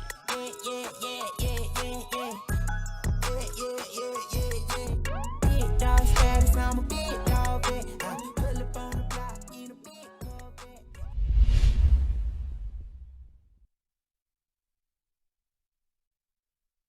Welcome back to TPUSA Live. Now we're done talking about fashion. I mean, we could talk about your socks for a long time, those pants. Alex, obviously, just making us all look bad. But the FEC totally let Twitter off the hook. So you had that information that just come out saying the FEC ruled that Twitter's decision in October to block an in their words, unsubstantiated article about President Biden's son, Hunter Biden, did not violate election laws, according to a document obtained by the New York Times. And I think that one of the best parts of this is you always look to the other side of this. If this happened to Donald Trump Jr., what would the reaction be? And this was Donald Trump Jr.'s reaction on Twitter after seeing this news. So he says, the New York Times still wants you to believe that Hunter Biden's laptop is unsubstantiated, even though we've all seen the videos from the laptop of him smoking crack with his own eyes, with our own eyes. He smokes crack through his eyes? I actually, that guy's hardcore. That is, we still have to find out if that's true. But he said, this is why corporate I'll buy media, your art now, Hunter. He said, this is why corporate media has lost all credibility. So when we look at stuff like this, I truly believe that, I know this is something you put in your book too, Alex, that censorship on social media does way more to hurt elections any fake ballot ever could. Absolutely right. I've got a couple chapters in the book on election meddling and interference and improprieties. And one of the 2 chapters is dedicated to big tech's role in it. In the fact that they censored legitimate stories about Hunter Biden as not just information, but Russian disinformation was the claim. It was neither Russian nor disinformation, and they continue to lie about it to this day. It just shows you so much of our bureaucracy is not in it for integrity. They're not in it for honesty. They're just trying to protect the ruling class. They're trying to protect the oligarchs. Yeah, so the way the FEC works is they have a board and they vote on it. And, you know, principally, I obviously disagree with the decision, but it's hard to see how they could come to a different conclusion, because the way the precedent has been set is these companies can basically do whatever they want, right? As long as they have like a minor excuse that they're doing something under protecting their users or the community standards guidelines, then they could just dismiss it, right?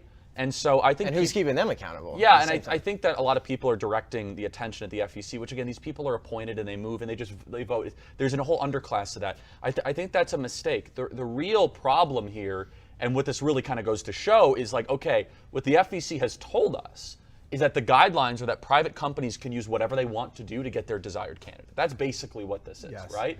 Is that they're saying that now these major companies, there is nothing stopping them, right? Which goes to show this whole question of campaign finance then is a whole bigger question then, right? It's like, okay, there's limitations on how much you could spend, there's dark money or whatever they talk about. Well, then what about Google just saying, like, you know what, the story's not going to show up in our search results? Yeah, and then at the same time too, I know we were talking about this pre-show, Alex, like a lot of people are just wondering, where do I go now? Like I look at the FEC, like is this something I thought I could maybe trust a little bit, or now you feel like everybody's in bed with everybody, and it's like, what do I trust? It's unbelievable. I mean, if you think about how misled we've been by the CDC all year, if you think about just today, Mark Milley, the chairman of the Joint Chiefs of Staff, it came out, again, it's kind of third hand, but it came out that he made calls to China to warn them about Trump while Trump was still president. I don't understand how that's not a coup. And then we talked earlier about the Secretary of State and his failings. I mean, it's just one bureaucracy after the next. I mean, this is why we do need a full reset as soon as humanly possible. A great reset. No. And Trump understood it. Eat your bugs. Living in my pod. I think Trump understood the threat of big tech, but I could have told you the FEC was going to come down this way. That's what I'm saying. It's predictable. Because it's like at Breitbart, May of last year, they turned off all of our traffic to Joe Biden stories, literally 100% with Google. Google said no more Breitbart stories on Joe Biden unless you type in the name Breitbart. So 2/3 of the traffic we were getting to Biden stories from Google erased overnight. And of course, it's an election contribution to the Biden campaign. But again, the FEC will never recognize it that way. Well, and then we know that Hunter Biden did use President Biden's name to the big guy. Get more clout. 10% for the big men. Yeah, and then obviously use that name to gain financial power and gain political power. So we know the truth, but unfortunately, when you see things like this, people are just going to see that headline from the New York Times. With 10% for the big guy actually finally makes sense. It meant, after all this time, it meant leaving 10% of Americans in Afghanistan when you left, right? Hunter knew the whole time, leave 10% of Americans, we got 90% out. That's quoting the president. And what do we do with this? Like, we see this, obviously, the truth has been out for months and months, but a lot of times people are like, oh, I'm just going to read the New York Times. I'm not going to do the research myself. I always say, like, people want everything in 140 characters. No, I don't, I don't know about that. I don't know. I think that there is an institutional paradigm shift that's happening between verified creators and their audiences. And one of the things that is an unintended consequence of being able to create large verified profiles for human beings is that social media makes you want to trust a human being more than a brand. Mm-hmm. And so you instinctually, and I'm not talking about Breitbart here, obviously, which is just legend, frankly, and named after, quite frankly, a human being that was the brand, right? Yes. Was the news brand for my time. For my era, there was no better name than Andrew Breitbart. But what I'm saying is, if you were to ask a random kid on the street, and I'm not talking about a turning point event, I'm talking about any kid, and you were to say, would you rather get your information from like a Joe Rogan, or even Don like a Lemon. or like a or just name the brand, or CNN or the New York Times? Be like, oh, Joe Rogan, man, he's my boy, he's my boy. And they went after my boy, like, so it's this paradigm that they've actually created where the influencers are more powerful than the brands. And I'll be super quick, but the biggest issue here is that these tech companies created something and they kind of left it alone in 2014, 15, 16, and they didn't realize how powerful conservative arguments actually were. That's right. Because they all are around a bunch of metrosexual liberals in Menlo Park in Manhattan, and then they realized that the biggest stories, the greatest content influencers were all conservatives, and they went on this like multi-year apology tour to clamp down Stasi style. right. But they're the ones that created this. Those arguments don't go away. That's the optimistic point, though, is that we'll just find new places to put them. But coming up next, we got one last thing. You got to see what SpaceX is doing. We'll see you in a few minutes.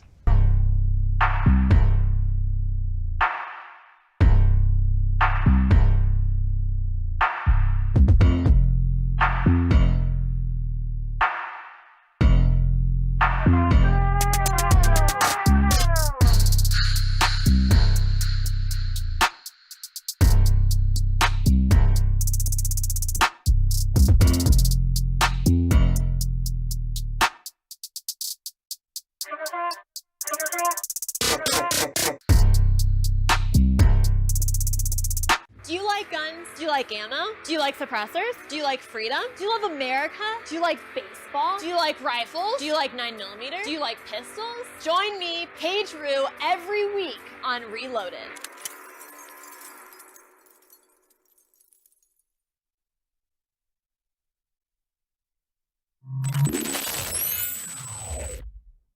We are in a culture war for the future of America, and so far the left has been winning. But I've got good news for you. Conservative students are fighting back. Join me, Isabel Brown, every week as we meet the compelling student activists changing the future of our country.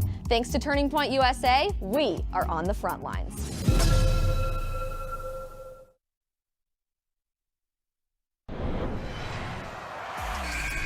What's up, guys? My name is Jon Root, and every week I'm breaking down the top stories in sports and bringing you conversations you won't hear anywhere else. It's going to be a great time here on Breakaway.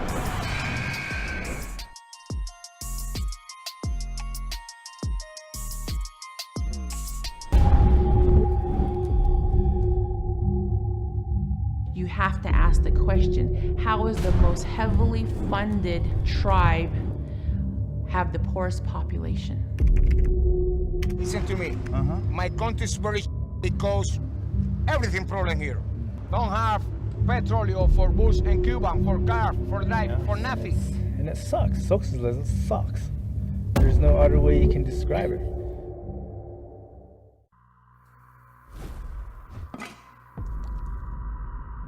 This is your brain. This is your brain on socialism.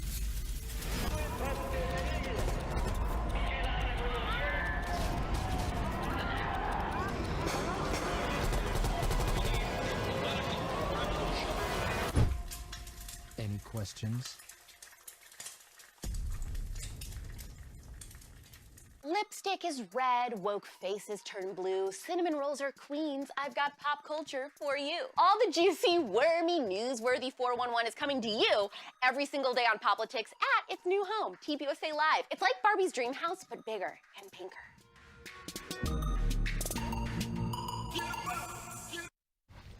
Welcome back to TPUSA Live. We got one last thing. Benny Johnson, Charlie Kirk, Alex Marlow. So 4 civilians are actually going to go into orbit thanks to SpaceX, and it's not us, unfortunately. But what's going to be happening tomorrow? I'm good, actually. I don't need to go on. There are enough space aliens on this Earth right now. Do you see the Met Gala?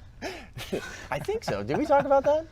Those are just That was costumes, half the Benny. show. Those aren't real aliens. Okay, we did. They're real aliens. Tomorrow, 4 private citizens will strap into the Crew Dragon spacecraft and blast off on a 3-day journey around the Earth dubbed Inspiration 4. So there is the 4 civilians that are going to be going into orbit tomorrow. Clearly excited. So usually just these... Are they vaccinated? Who are those people? Yeah.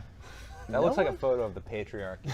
It's interesting to me because there's no people of color in that picture. Put that back up. How dare they? But Elon Musk has been saying so many nice things about China and so few nice things about America, and yet he's here doing this with Americans. It's just so there's something missing to me. I have like a love-hate relationship with Elon Musk. One day he's great. He's like touting free speech and like anti-tech, and then the next day he's like unveiling a line of cars in Wuhan. I'm like, yeah, and the Gigafactory in Shanghai that he just yeah, exactly. It's like, what's I think he goes with whoever cuts him, whichever government cuts him the biggest check. I don't know if money drives him. I don't. I think it's more kind of just being known as like the Nikola Tesla of the time. I don't know what something drives somebody. Doesn't he lives in like a trailer park in Austin? Doesn't he? He lives in like an RV. It seems sold all of his homes. That could be a shtick. I'm not. I hate to break it to you. He's worth like a van down by the river. He's a van down by the river. He's worth $130 billion. He lives in a van. I don't think money drives this guy. But it is cool that it's happening here with Americans. That is. Yeah, cool. That's what I think. It's just like that. China's not doing this. America's doing it. We have like 4 civilians. So if we could get a silver lining out of this, America's doing this again. Can we go back to the moon? Right? Like I want to. Like when will America go back to the moon? Like that needs to happen again. This is the elephant in the room when we get very jacked up about space flight. Like we were on the moon 50 years ago. Yeah, so like why is this so impressive? Yeah. I remember, like you can go back to the 1950s and look at the books explaining what life in 2000 will be like. And this was supposed to happen a decade ago, right? We were all supposed to be flying in space to work, right? We don't have time to go into this, but like almost, Eric Weinstein talks about this, who he's mixed on a lot of things. If you take the screens out of this room is no different than 1955. Outside of air conditioning, all the screens. We've had no hardware developments or advancements in the last 50 years. 0. Cars go the same speed. Planes actually go slower. They're way less enjoyable, right? Air conditioning and heating.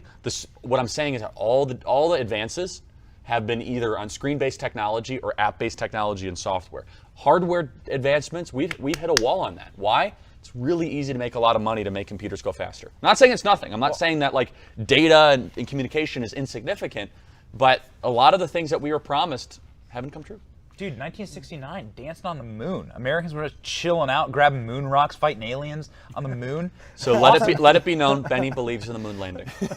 Not totally, but like I think that's probably the best. We'll figure it out one of these days. I kind of want people to go back to like show me the original flag. That's what I want to do. I think that's the best way to end the show. Yeah. Talking about that, but Benny Johnson, Alex Marlow, Charlie Kirk, thanks so much for joining us here it's been a great second day of TPUSA Live. I hope you guys are enjoying Start it. a chapter, everybody, right now, tpusa.com. But coming up next, we got Reloaded, hosted by Paige Roux, and right after that, we got an incredible sports show hosted by me, Breakaway. Thanks so much for joining us. We'll see you guys tomorrow. To the moon.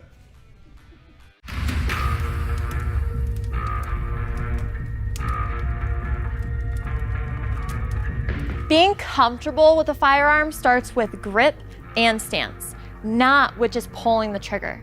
Contrary to viral videos, shooting a gun requires safety, technique, and confidence.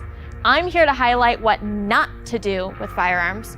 We'll hit the range where I show you some fundamental tips and end it with some two-way freedom. My name is Paige Roux, and this is Reloaded.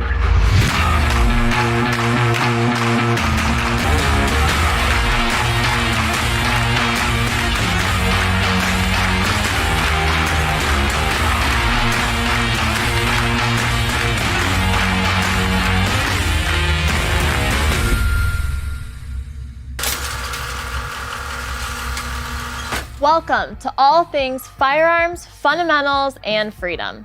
My name is Paige Roux. I'm a firearms instructor from Phoenix, Arizona, a girly girl who was raised in the gun industry, and now your host of Reloaded. Growing up, I was a completely normal diva who did dance, gymnastics, and cheer. I loved playing dress up, and Disney princesses were, and still are, my idols. But I was a little different. My dad owned the largest indoor shooting range in Arizona, called Shooter's World. So on the weekends, instead of wearing dance costumes and bows, I would head to work with my dad and my pink Walther P22 in my pink holster while wearing a Shooter's World shirt that was, of course, pink. From childhood to my current role as training coordinator, I realized the importance of firearms and the Second Amendment for men and women. It's my goal to empower you on how to properly and confidently use your firearm and show you why we have the constitutional right to bear arms. I'll give you the facts, shooting advice, and probably a little sass too. So load up and let's go. You know the worst place to get your firearm advice? Well, of course the government, but also viral videos. These videos floating through Facebook, YouTube, and Instagram make me cringe. And they give the Second Amendment a bad rap. I know you thought this would be about responsible gun ownership, and I promise it still is. But the first step of responsibility is knowing where gun ownership goes bad. And this starts at the very beginning, holding the gun and proper stance. The first video I have for you is a compilation of women firing guns with what seems to be no instruction and for no other reason than to amuse the person taking the video. Check this out.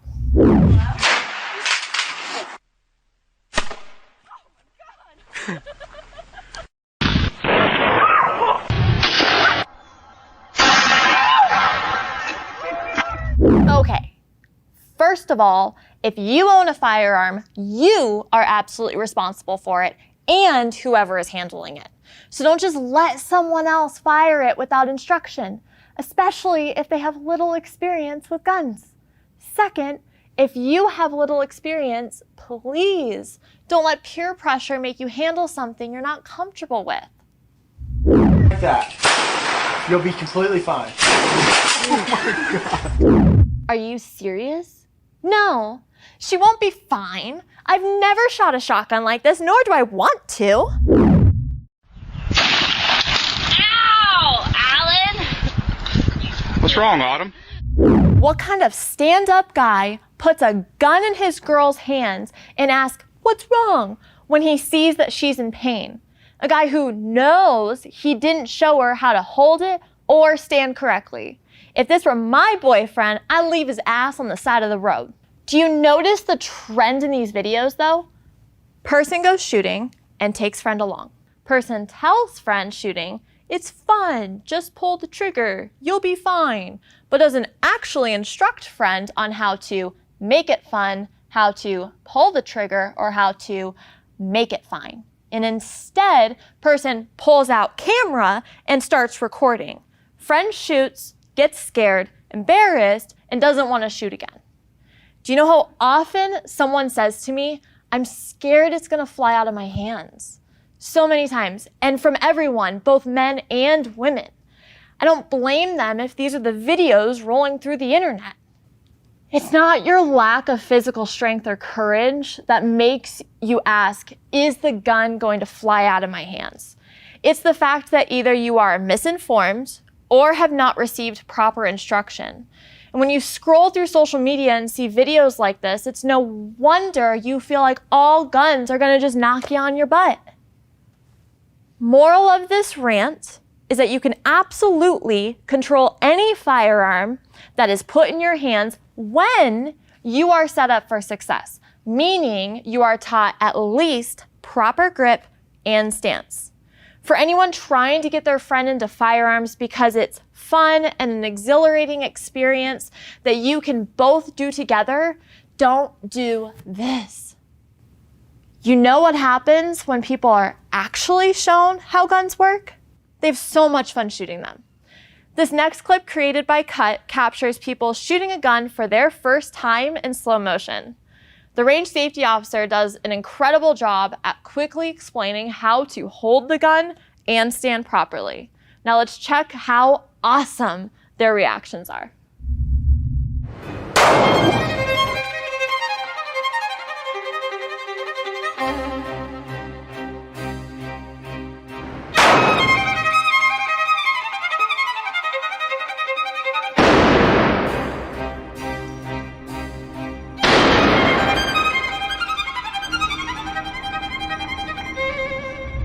Their reactions are priceless, right? And that's all real too. If you recorded yourself shooting for the first time, your face would more than likely look like that. And shoot, I think I have a video of me shooting like that. But that's not the point. Even though everyone in this video was shooting pistols, whereas in the first video, they were firing rifles and shotguns, did you notice the difference in how the shooters controlled their guns for the first time? What I'm most impressed with is that during the first 2 minutes of this video, the range safety officer instructs the shooters on how to properly stand and then make sure that they have proper grip before he has them shoot.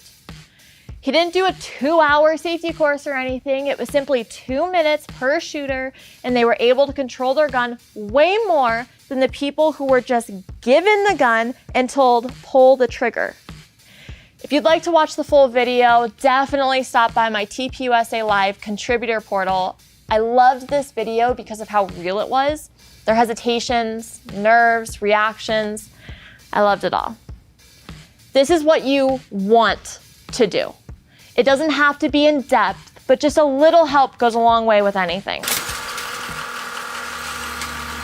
Hold your fire. There's more coming up on Reloaded.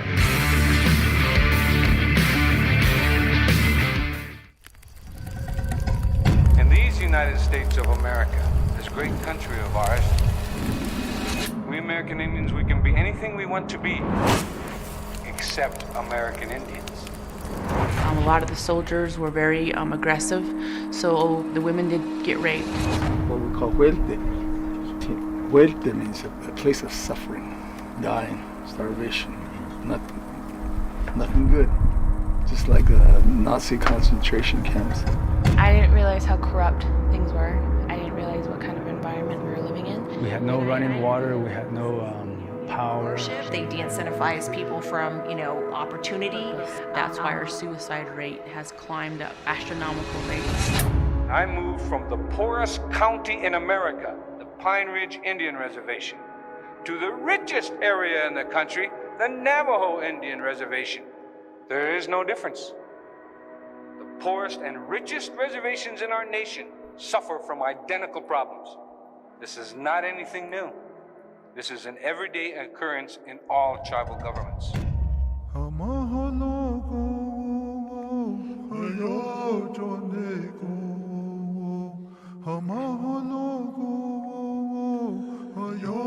So my life and my tale and my truth has been to fight socialism.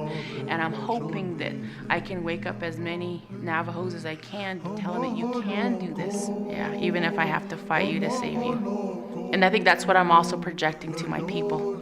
Even though they are so harsh on social media and they completely hammer at me, I tell them, I'll be here even if I have to fight you to save you.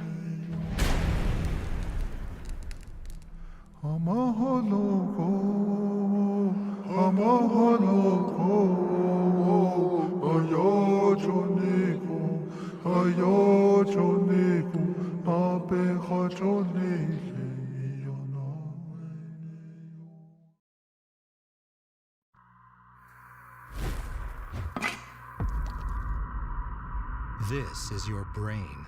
This is your brain on socialism.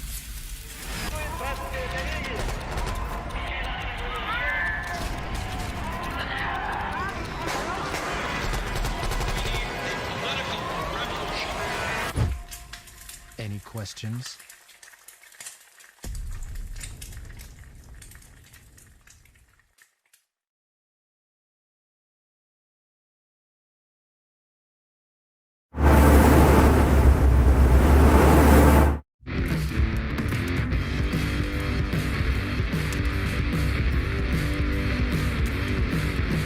That first video still has me fired up a bit. Let's load up and head to the range where I'm gonna shoot a shotgun with and without proper grip and stance so you can see the difference and that it's absolutely possible to control a gun of this caliber. Let's go. Welcome back. We are at Shooters World in Peoria, Arizona. This is my home base, my family's indoor shooting range, where I grew up, and now where I'm a full-time firearms instructor. As I'm talking, it's going to be pretty loud because, well, we are on a public range, so just bear with me. In front of me, we have a Benelli M1 Shotgun. Now, don't get confused with all the names of firearms. I know it kind of feels like they're throwing in random terms like tactical Scrabble to name firearms, but what I like to think of is like cars. So manufacturer and model, just like Toyota Tacoma or Honda Civic.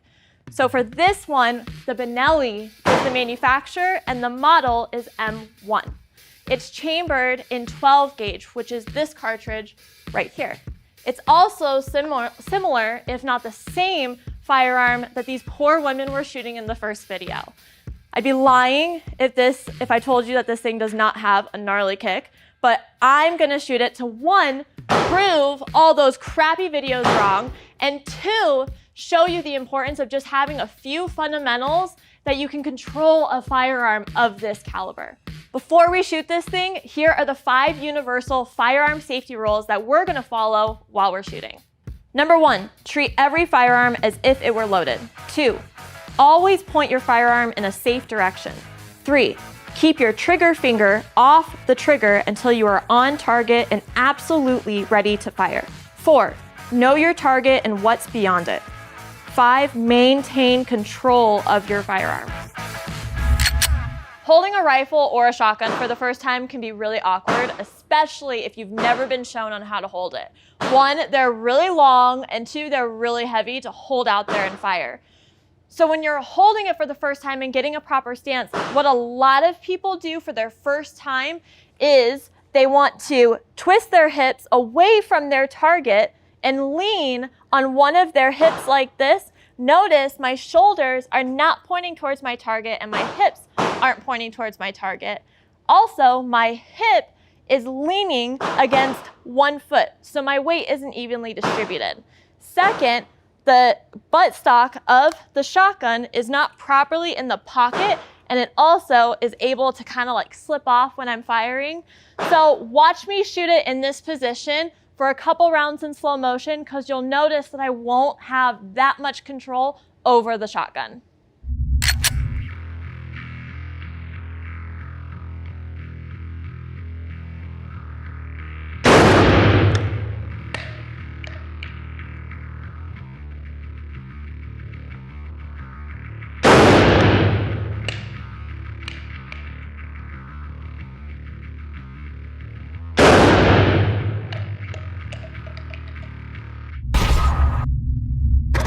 Okay, that completely sucked. If I shot for the first time with a stance like that and it was one of my first times shooting a shotgun, I probably would have stopped after my first shot. So remember how I was talking about my hips weren't towards my target and my hip was leaning against one of my feet. So my weight wasn't evenly distributed. What you want to do is angle yourself, making sure that your hips and your shoulders are properly facing your target. Your feet can either be parallel or one foot in front of the other. Personally, I like to put one foot in front of the other when I'm shooting a rifle or a shotgun, so that I feel like I have a lot more control when that recoil comes back.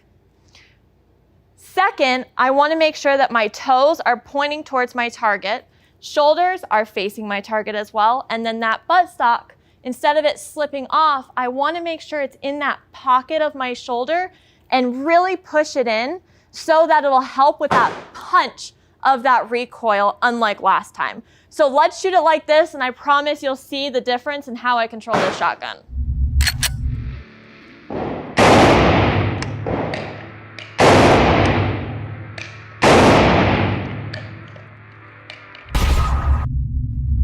And that's how it's done. Not too bad, right? I don't understand why people don't get that or even tell their friends while they're shooting. So I promise shotguns are really fun to shoot for things like target practice or hunting. But my personal favorite has always been the pistol. So coming up next, I'm going to bring out my personal concealed carry firearm to talk about step-by-step grip in this week's Tip of the Week.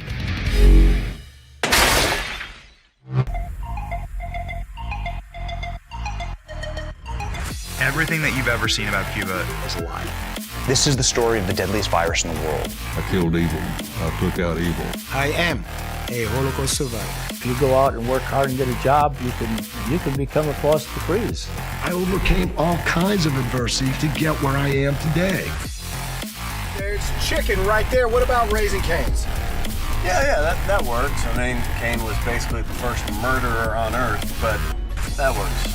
Hey guys, Benny Johnson here, reporting from the DMZ in between America and Chaz. I can't wait to hear what they have to say.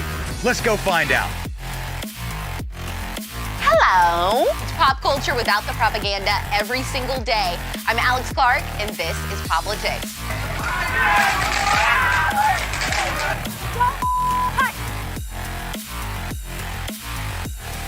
Hey everybody, this is Charlie Kirk, founder and CEO of Turning Point USA. If you liked this video, be sure to subscribe to our YouTube channel at Turning Point USA. If you want to see an example of failed socialism, go to an Indian reservation. A lot of the soldiers were very aggressive, so the women did get raped.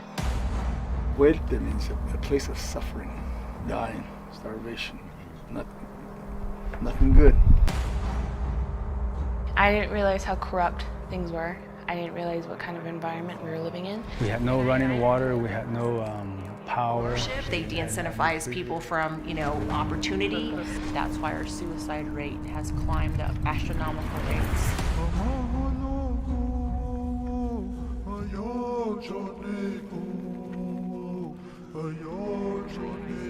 I think that's what I'm also projecting to my people, even if I have to fight you to save you.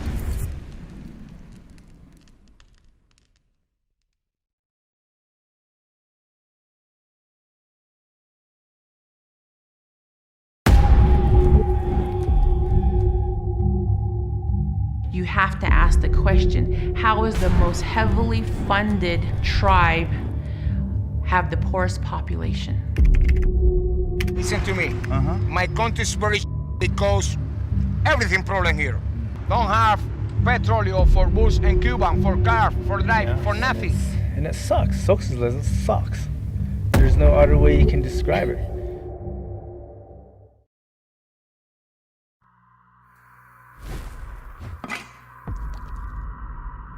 This is your brain. This is your brain on socialism.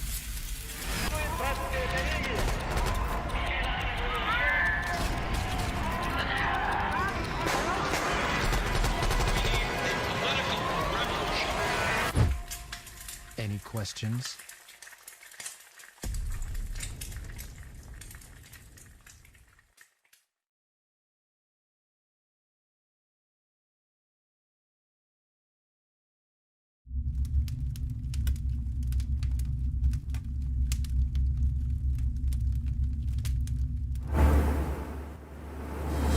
Welcome to the tip of the week, where I give you the ammo to become better shooters and responsible gun owners. This week is how to get a proper grip on semi-automatic pistols and revolvers. So I think you know by now that proper grip is just a little important, but I understand that as new shooters, it's really awkward on how to grip both firearms, and it's kind of hard to remember if you weren't shown properly. So basically, a proper grip enables you to acquire your target quickly, stabilize your sight picture, and control your recoil, which basically is just a bunch of fancy terms for saying if you have a good grip, you can control your gun, control that recoil, and keep your sights on target the entire time. This is my personal concealed carry firearm, a Glock 43X. So remember, Glock is the manufacturer, 43X is the model. I started carrying this firearm about a year ago, and I love it because I'm able to conceal it on my body regardless of what outfits I'm wearing, but then also the grip is really important. Off the shelf, completely stock, this firearm is really reliable and really comfortable for men and women. I just have a couple aftermarket things on my guns because I like them just a little bougie. But let's talk about how to get a proper grip.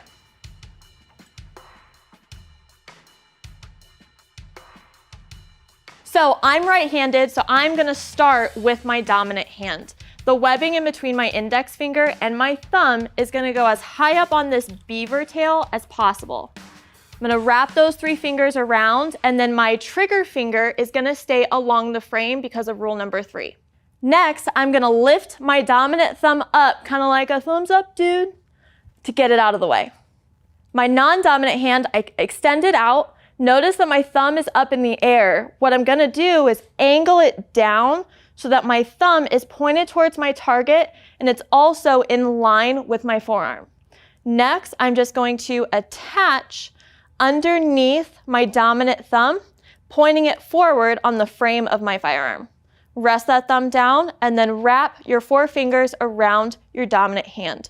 So it's gonna look something like this. I have my trigger finger and my thumbs on the same side. So let's do this one more time. dominant hand webbing in between my index finger and my thumb, high up on that back strap. Wrap those 3 fingers around, and then my trigger finger is straight along that frame. Get your dominant hand set first before adding your non-dominant. Don't try to do it at the same time because then it just gets sketchy. Lift your dominant thumb up like a thumbs up, dude. Take your support hand, angle it down so your thumb is pointed at your target and in line with your forearm. Attach it to the side of your firearm, resting that thumb on your frame. Rest your dominant thumb down and wrap those 4 fingers around.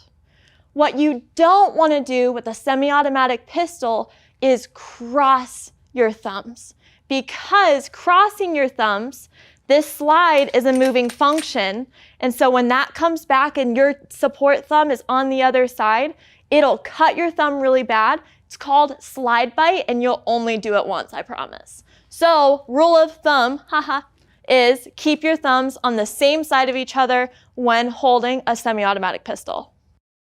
So, we talked about a semi-automatic pistol. Now we're going to talk about a revolver because it's still a pistol, but the grip is going to be a little bit different. So notice that a revolver doesn't really have that beaver tail, so we're not going to worry so much about that, but it does have the grip. We are going to start with our dominant hand, wrap those 3 fingers around, and then my trigger finger is along that frame right here on the other side. Now with this one, we're not going to worry so much about angling your hand down and attaching to get your thumb here, because unlike semi-automatic pistols with magazines, this one has their ammunition in a cylinder. So what we don't want to do is have our thumbs here, because while you're shooting, the cylinder is going to rotate, and if I have my thumb on the frame right here, it's a possibility that my thumb could kind of get the cylinder stuck while I'm shooting. I don't want to do that. So what I'm going to do, we have our right hand, I'm going to tuck this thumb under, and what I like to do is kind of tuck my thumbs in together, like a little hug. Okay, so we have our right hand, it's very similar as a semi-automatic pistol. My support hand is going to wrap around. The only difference is really going to be those thumbs. Tuck them down, and then that way the cylinder can move properly while you're shooting. And that's your tip of the week. We've been over a lot. What to do, what not to do, grip, stance, and if someone just hands you a gun and says, pull the trigger, we need to talk.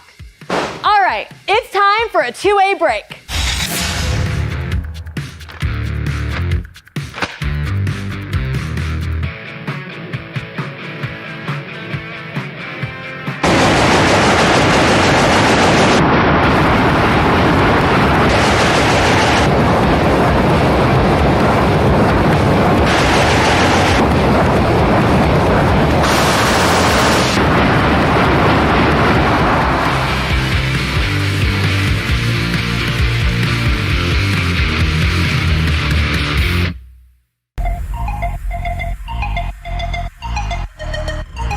Everything that you've ever seen about Cuba is a lie. This is the story of the deadliest virus in the world. I killed evil. I took out evil. I am a Holocaust survivor. If you go out and work hard and get a job, you can become a force to freeze. I overcame all kinds of adversity to get where I am today. There's chicken right there. What about Raising Cane's? Yeah, that works. I mean, Cain was basically the first murderer on Earth, but that works. Hey guys, Benny Johnson here, reporting from the DMZ in between America and Chaz. I can't wait to hear what they have to say. Let's go find out. Hello. It's pop culture without the propaganda every single day. I'm Alex Clark, and this is Poplitics.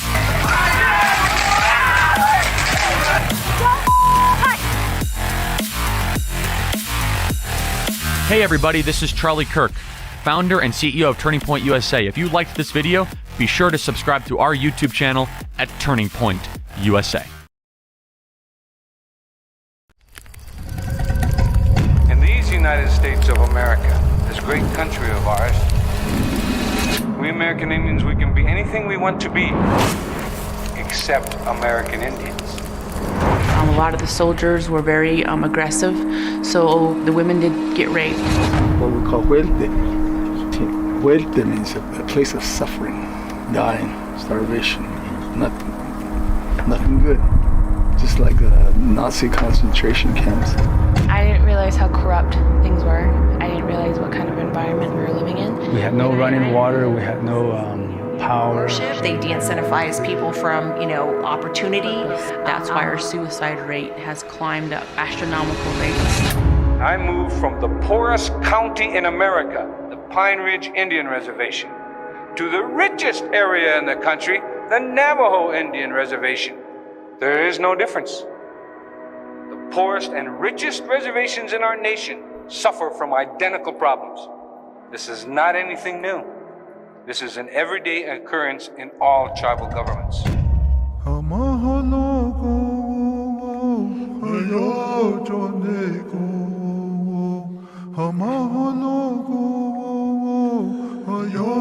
So my life and my tale and my truth has been to fight socialism. And I'm hoping that I can wake up as many Navajos as I can to tell them that you can do this. Yeah, even if I have to fight you to save you. And I think that's what I'm also projecting to my people. Even though they are so harsh on social media and they completely hammer at me, I tell them, I'll be here even if I have to fight you to save you.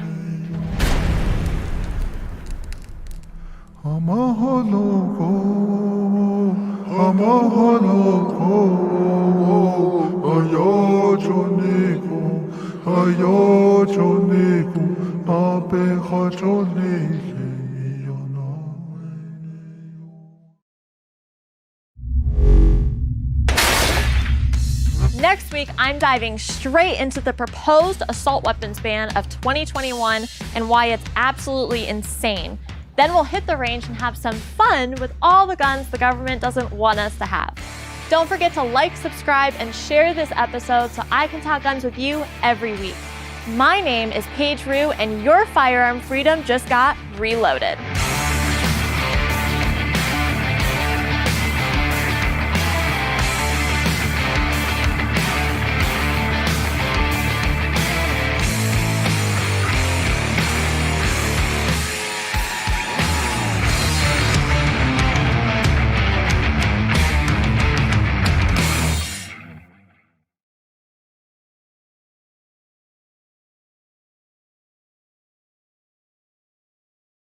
Woke identity politics has no place in sports. Sports fans should be divided over team rivalries, not politics. I'm here to disrupt the biased sports media by bringing you stories, conversations, and perspectives you won't hear anywhere else. Today, I'm diving into my personal sports media journey, the history of how the left has infiltrated sports, and I'll explain how that affects us now.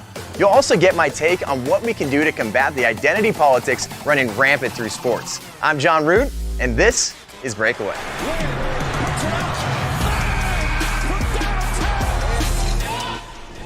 Once again, welcome back to Breakaway, the center of sports counterculture. We're going to give you the conversations and topics you don't hear anywhere else in sports media. Once again, I'm Jon Root. I'm the daily host of TPUSA Live from HQ in Phoenix, Arizona. I'm also going to be your weekly host of this show right here, Breakaway. And right next to me, every single week, you're going to see this guy, producer Brian. So good to be here. So pumped, John. This is going to be awesome. I think this show is going to be fantastic because you don't see anyone else that's young like us in sports media, that's unafraid and unfiltered and uncensored with this kind of stuff too, because the left has just infiltrated sports. But for me, I've been involved in sports my entire life. My entire professional career, I started in minor league baseball, single A baseball, Rancho Cucamonga Quakes. Ooh. So my whole journey I was working my way up the minor league system just like the players do.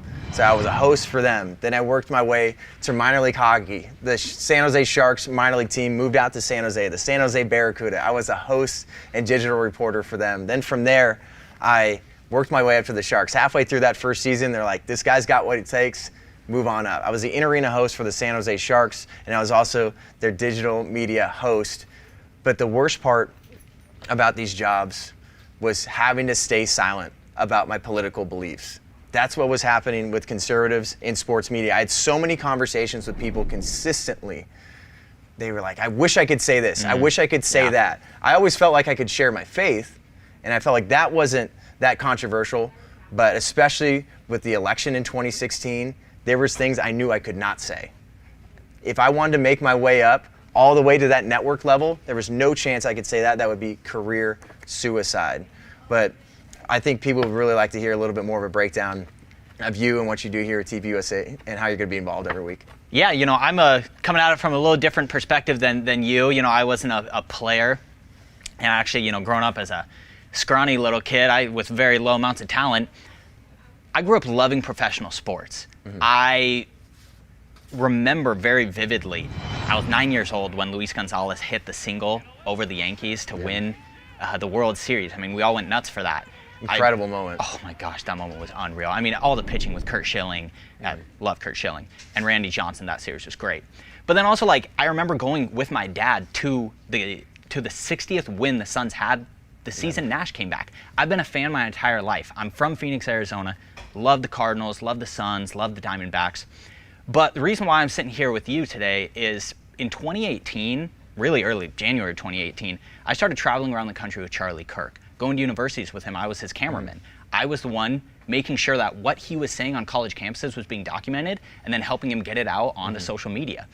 And it opened my eyes to how bad the culture is within our youth, within high school students, college students, how bad it is the leftist indoctrination of what's going on.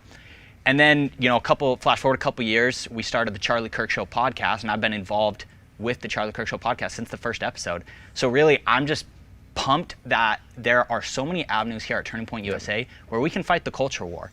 As the great late Andrew Breitbart said, politics is downstream from culture. So it's time for us to rally in the sports world. And you're a huge stats guy too. So every single week, I'm going to bring up a lot of topics, and this guy is going to be the brain behind the computer too. You're going to get all the stats, all the good info from him. But another reason, why I'm here and why I decided to end that journey, the pandemic hit. Me and so many people in sports media just got decimated. The whole industry, you were trying to find jobs, and I was one of the few that was very blessed to have an opportunity. So I was working for an online sports retailer, and we were doing some live shows, and I had a connection with them, and cancel culture hit. I was out here in Arizona. I moved out of the Bay Area. Thank God I was out of there. But Governor Doug Ducey said that individuals and businesses could decide for themselves if they wanted to wear a mask. I was stoked to go to the gym and not have to wear a mask. I never posted a gym mirror selfie, but I posted that, and that was the end. That opened up a crazy storm. The mob came after me, and I eventually got canceled from my job because of that. People were tagging my employers, and from there, I think I had a pretty funny response. A lot of people were trying to make fun of my chicken legs, and I feel like that's what you have to do in those moments. But in general, I said, enough's enough. It's time for a young sports media professional to step up and talk about the things you don't hear anywhere else. And I feel like that's why this show is going to be so important. That's why I'm stoked to be right here with you every single week. I'm sure you're like me, John. You're probably in a bunch of different group chats and fantasy football leagues with a bunch of friends. I know me in particular, I have friends that I talk daily about sports with who don't think the same way I do politically. In fact, some of them, if it wasn't for sports, they would probably view me as the enemy. Yep. But we have that sports connection that unifies us, it humanizes us. Sports brings us together unlike anything else. Absolutely. And it's just having that to fall back on, I think is such an important part of the American culture that we don't have to think about everything in the world of politics. Sometimes we can just be, a couple dudes being guys watching a game. A couple guys being dudes, and we're going to do that every single week. I'm so excited to be here talking about that. Sports used to be an outlet away from the craziness of politics and the world and life. It used to be a unifier, and we think really what we can do here is bring sports back to being a unifier. Coming up next, we're going to give you a comprehensive breakdown of how the left has infiltrated sports. You aren't going to see a comprehensive history like this anywhere else. We're going to start in 2003, all the way back then when Rush Limbaugh got canceled, and then we're going to move on up to Colin Kaepernick kneeling for the anthem and how we really feel like that was an inflection point in sports. I'm Jon Root, and this is Breakaway.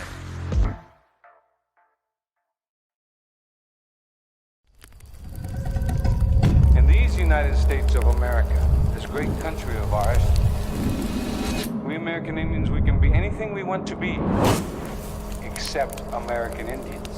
A lot of the soldiers were very aggressive, so the women did get raped.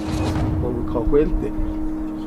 Huelte means a place of suffering, dying, starvation, nothing good. Just like the Nazi concentration camps. I didn't realize how corrupt things were. I didn't realize what kind of environment we were living in. We had no running water, we had no power. They de-incentivize people from, opportunity. That's why our suicide rate has climbed up astronomical rates. I moved from the poorest county in America, the Pine Ridge Indian Reservation, to the richest area in the country, the Navajo Indian Reservation. There is no difference. The poorest and richest reservations in our nation suffer from identical problems. This is not anything new. This is an everyday occurrence in all tribal governments.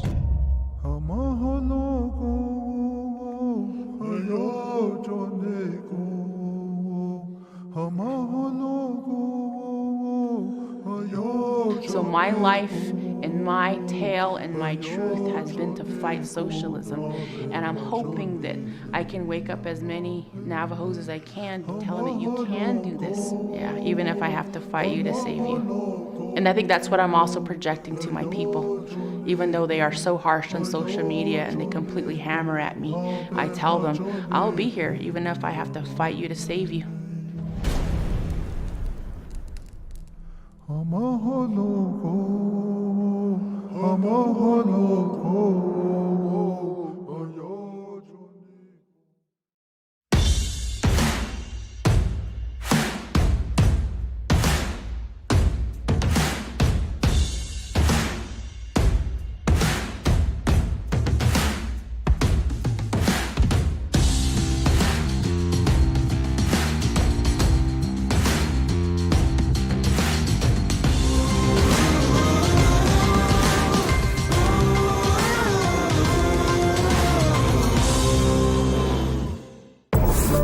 What if I told you that this has all happened before?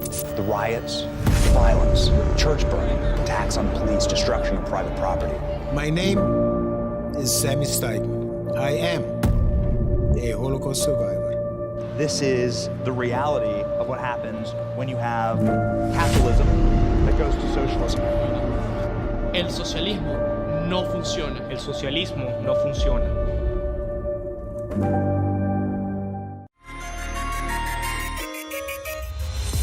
So you're probably asking, John, how did this happen? What's the history behind this? How did the left find its way into sports and infiltrate sports? So we're going to give you a comprehensive breakdown of exactly how that happened. So we're going to take you back all the way to 2003. Some of you might not have been born yet, but what happened, Brian? We had Rush Limbaugh, one of the most prominent radio show hosts in the entire country, also huge NFL fan. So he was on ESPN NFL Countdown. He had the likes of Chris Berman, Steve Young, Michael Irvin, and they decided to talk about Donovan McNabb and what was going on exactly with the Philadelphia Eagles, the leader there, and he decided to bring his race into it. Yeah, I wasn't really the biggest fan of Rush bringing race into it in the first place, but Rush wasn't wrong. He was actually spot on. Donovan McNabb was overrated in his career, and the media was the one really propping him up. Was that because he was black?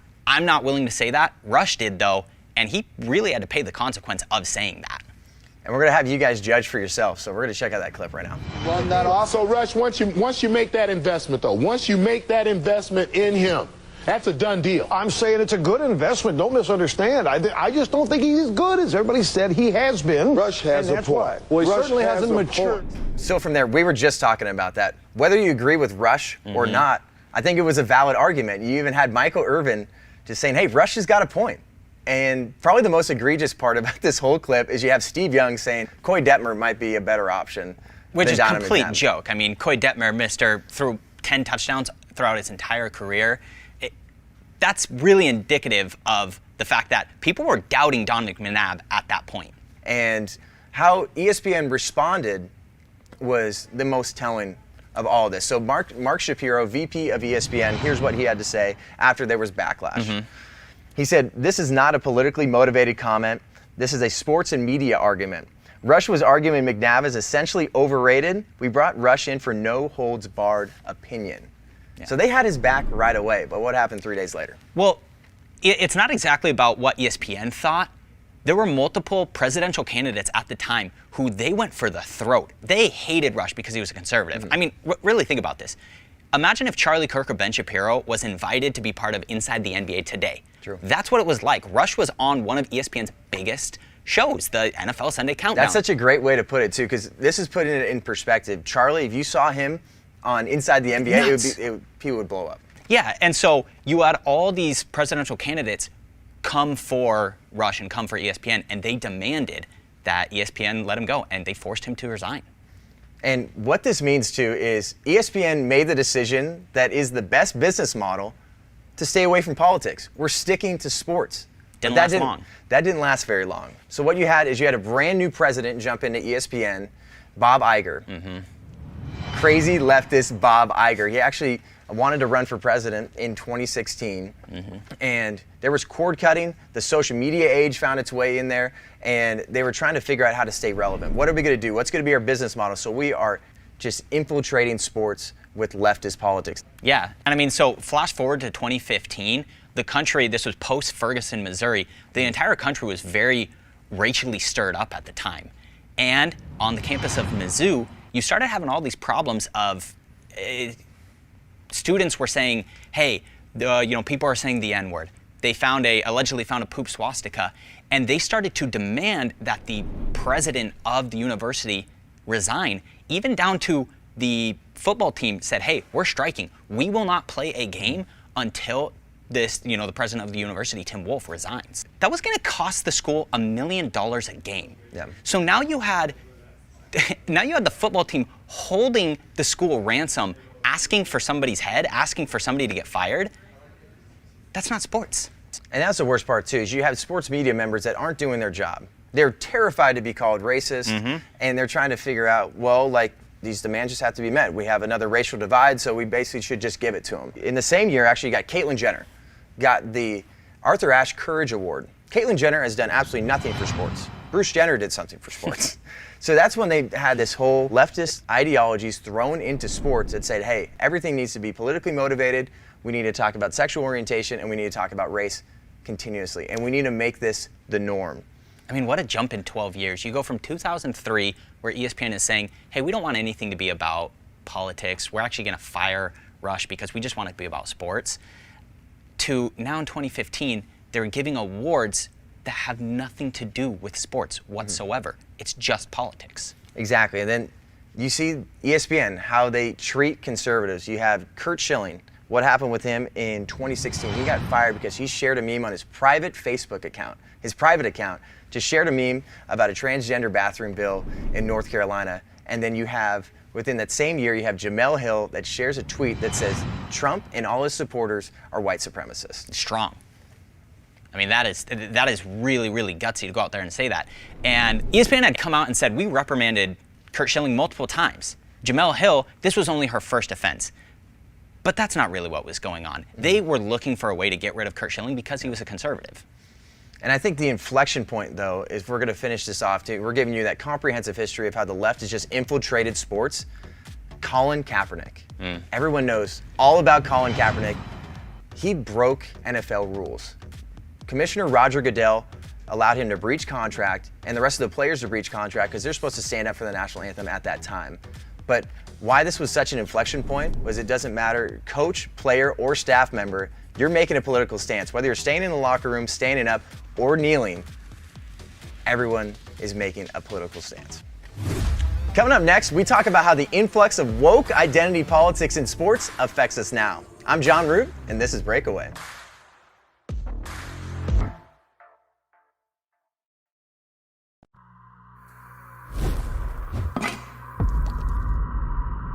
This is your brain. This is your brain on socialism.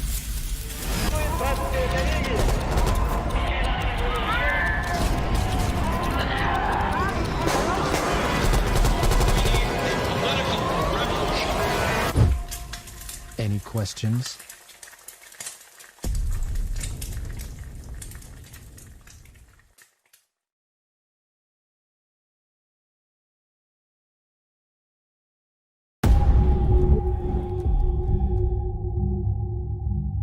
have to ask the question, how is the most heavily funded tribe have the poorest population? Listen to me. My country is very because everything problem here. Don't have petroleum for bus and Cuban, for car, for life, for nothing. And it sucks. Socialism sucks. There's no other way you can describe it. What if I told you that this has all happened before?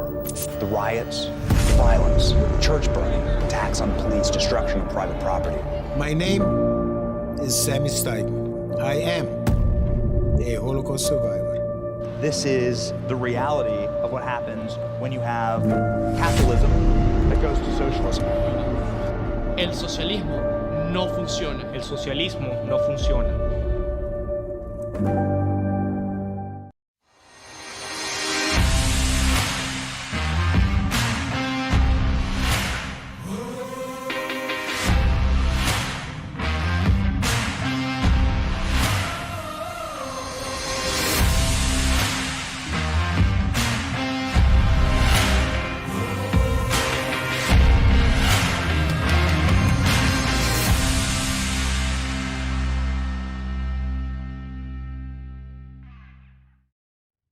Want to see an example of failed socialism? Go to an Indian reservation. A lot of the soldiers were very aggressive, so the women did get raped. Muerte means a place of suffering, dying, starvation, nothing good. I didn't realize how corrupt things were. I didn't realize what kind of environment we were living in. We had no running water, we had no power. They de-incentivize people from, opportunity. That's why our suicide rate has climbed up astronomical rates.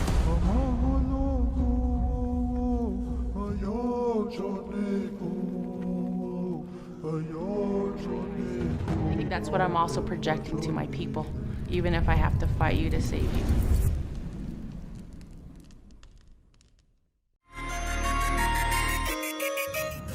Welcome back to Breakaway. We just gave you a comprehensive breakdown of how the left has just infiltrated sports. Now you're going to tell you, what does this mean right now? So basically, sports media members right now, it's just an influx of woke identity politics. And also, it's not just players throwing this out there, it's the league as well. So I think we have to start with the Rooney Rule. So many of these stories too, it's all about race, politics, sexual orientation. But in the NFL, the Rooney Rule, you need to give people a breakdown because you're getting rewarded for the color of people's skin instead of the content of their character and their skill set. Yeah, the Rooney Rule's been around for a little while, named after Dan Rooney, the late owner of the Pittsburgh Steelers. This is what the Rooney Rule is. Basically, they want you, every time you need to hire a new head coach or general manager, the rule states you have to interview at least one minority candidate. Okay, whatever. But in the last couple years, they have been trying to change it where they're going, hey, let's incentivize people. So they're saying if you end up hiring a minority candidate, instead of just interviewing them, they might give you extra draft capital for doing that. Whoa, hold up a second. You're now saying we're going to bribe you with extra draft picks if you hire a minority. That is not focusing on who is the best candidate. That is saying, hey, we are going to reward you based off of the color of somebody's skin. Color of somebody's skin should never be in the decision making at all. But also, you saw this in the Super Bowl too. If you watched the pregame show, it was all about race, sexual orientation, gender. That's it. You had some of the best, maybe the best matchup in the history of the Super Bowl. You had the GOAT, Tom Brady, going against the kid that might be the next GOAT, Patrick Mahomes. All they talked about was the color of the coaches. So the Rooney Rule was brought into there. And then also the color of the refs, gender. That's all that was talked about. It's such a double standard too, because hey, Carolina Panthers, why don't we give them extra draft capital because they're the only team that starts a white running back? That's a minority there. Is that racist? Maybe. Exactly. Don't do it. Don't focus on the color of people's skin in sports. We don't want that. America doesn't want that. So let's talk about the NBA All-Star Game in Charlotte. Oh my gosh. Sexual orientation, transgender bathroom bill. They decided we're not doing it in Charlotte. We're putting our foot down. Yeah, and they pulled it from Charlotte, and that wasn't the only time we've seen that. Then just recently, we saw over the Georgia voting laws, they said, hey, Atlanta, sorry, a city that is predominantly black, we're gonna pull this and the $100 million that was projected to bring into the city, and we're gonna send the MLB All-Star Game to Denver. MLB teams bid for this for years. They want the MLB All-Star Game to come there because it helps their community. Yeah. And there is a predominantly black community there in Georgia, in Atlanta, and then you're going all the way to Denver, Colorado, where there's less than 10% black population there. And it's not like the Georgia voting bill was even something that was crazy restrictive. It was actually just common sense. But because the narrative is, oh, this is racist, they pull it out and they hurt black people. They didn't help them. The reason for this show, too, I don't feel like sports are lost. No.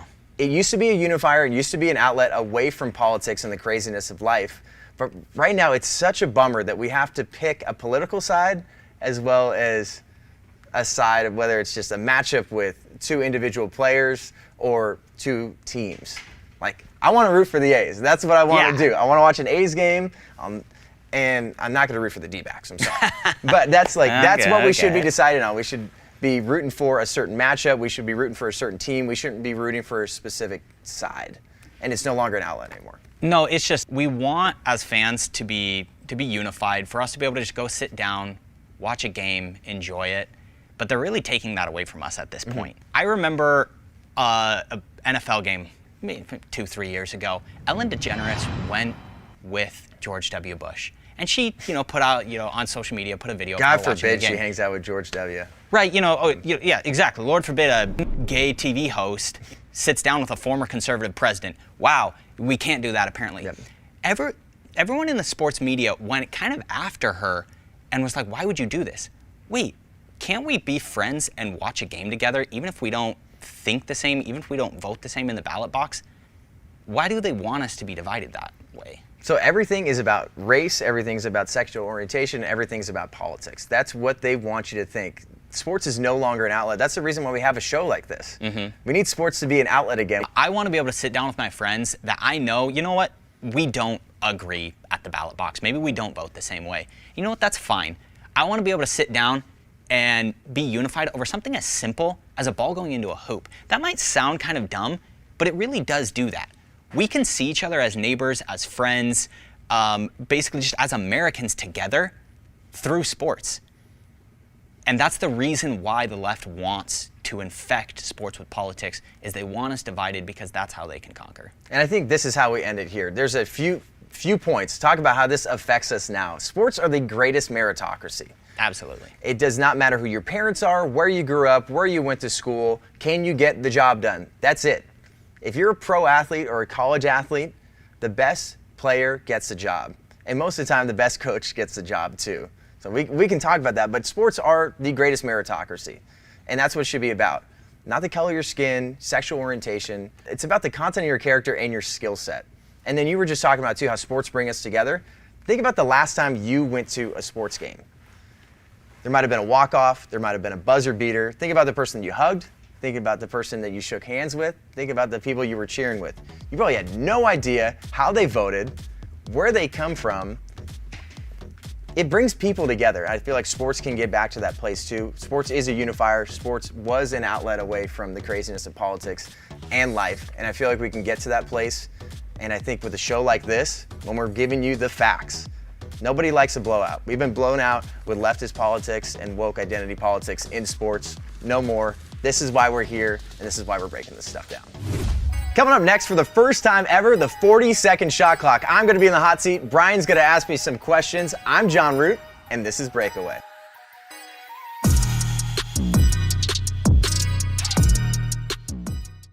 What if I told you that this has all happened before? The riots, violence, church burning, attacks on police, destruction of private property. My name is Sammy Steigman. I am a Holocaust survivor. This is the reality of what happens when you have capitalism that goes to socialism. El socialismo no funciona. El socialismo no funciona.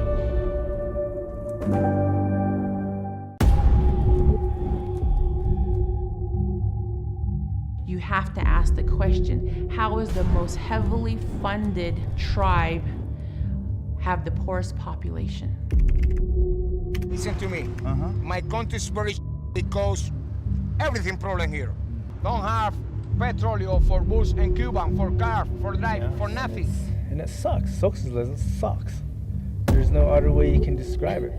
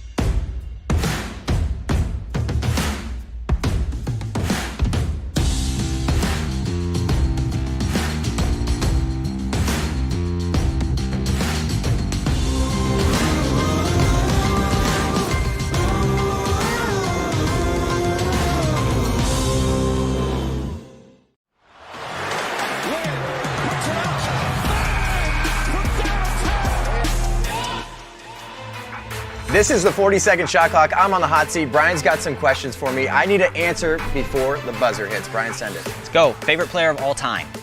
Mike Vick. Favorite player right now? Steph Curry. Who are your favorite teams?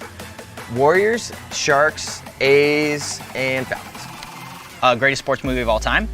Tough. Remember the Titans. Which president in American history would be the best pro athlete? Gerald Ford. Okay. What's your hottest sports take? Barry Bonds does not belong in the Hall of Fame. You're wrong. Go Devils. Top 5 NBA players ever. Kareem, Magic, Bird, MJ, LeBron. And last, who wins in a basketball game, you or Charlie Kirk? I'll give Charlie 5 points. If we play to 11, I'll still win. Let's go.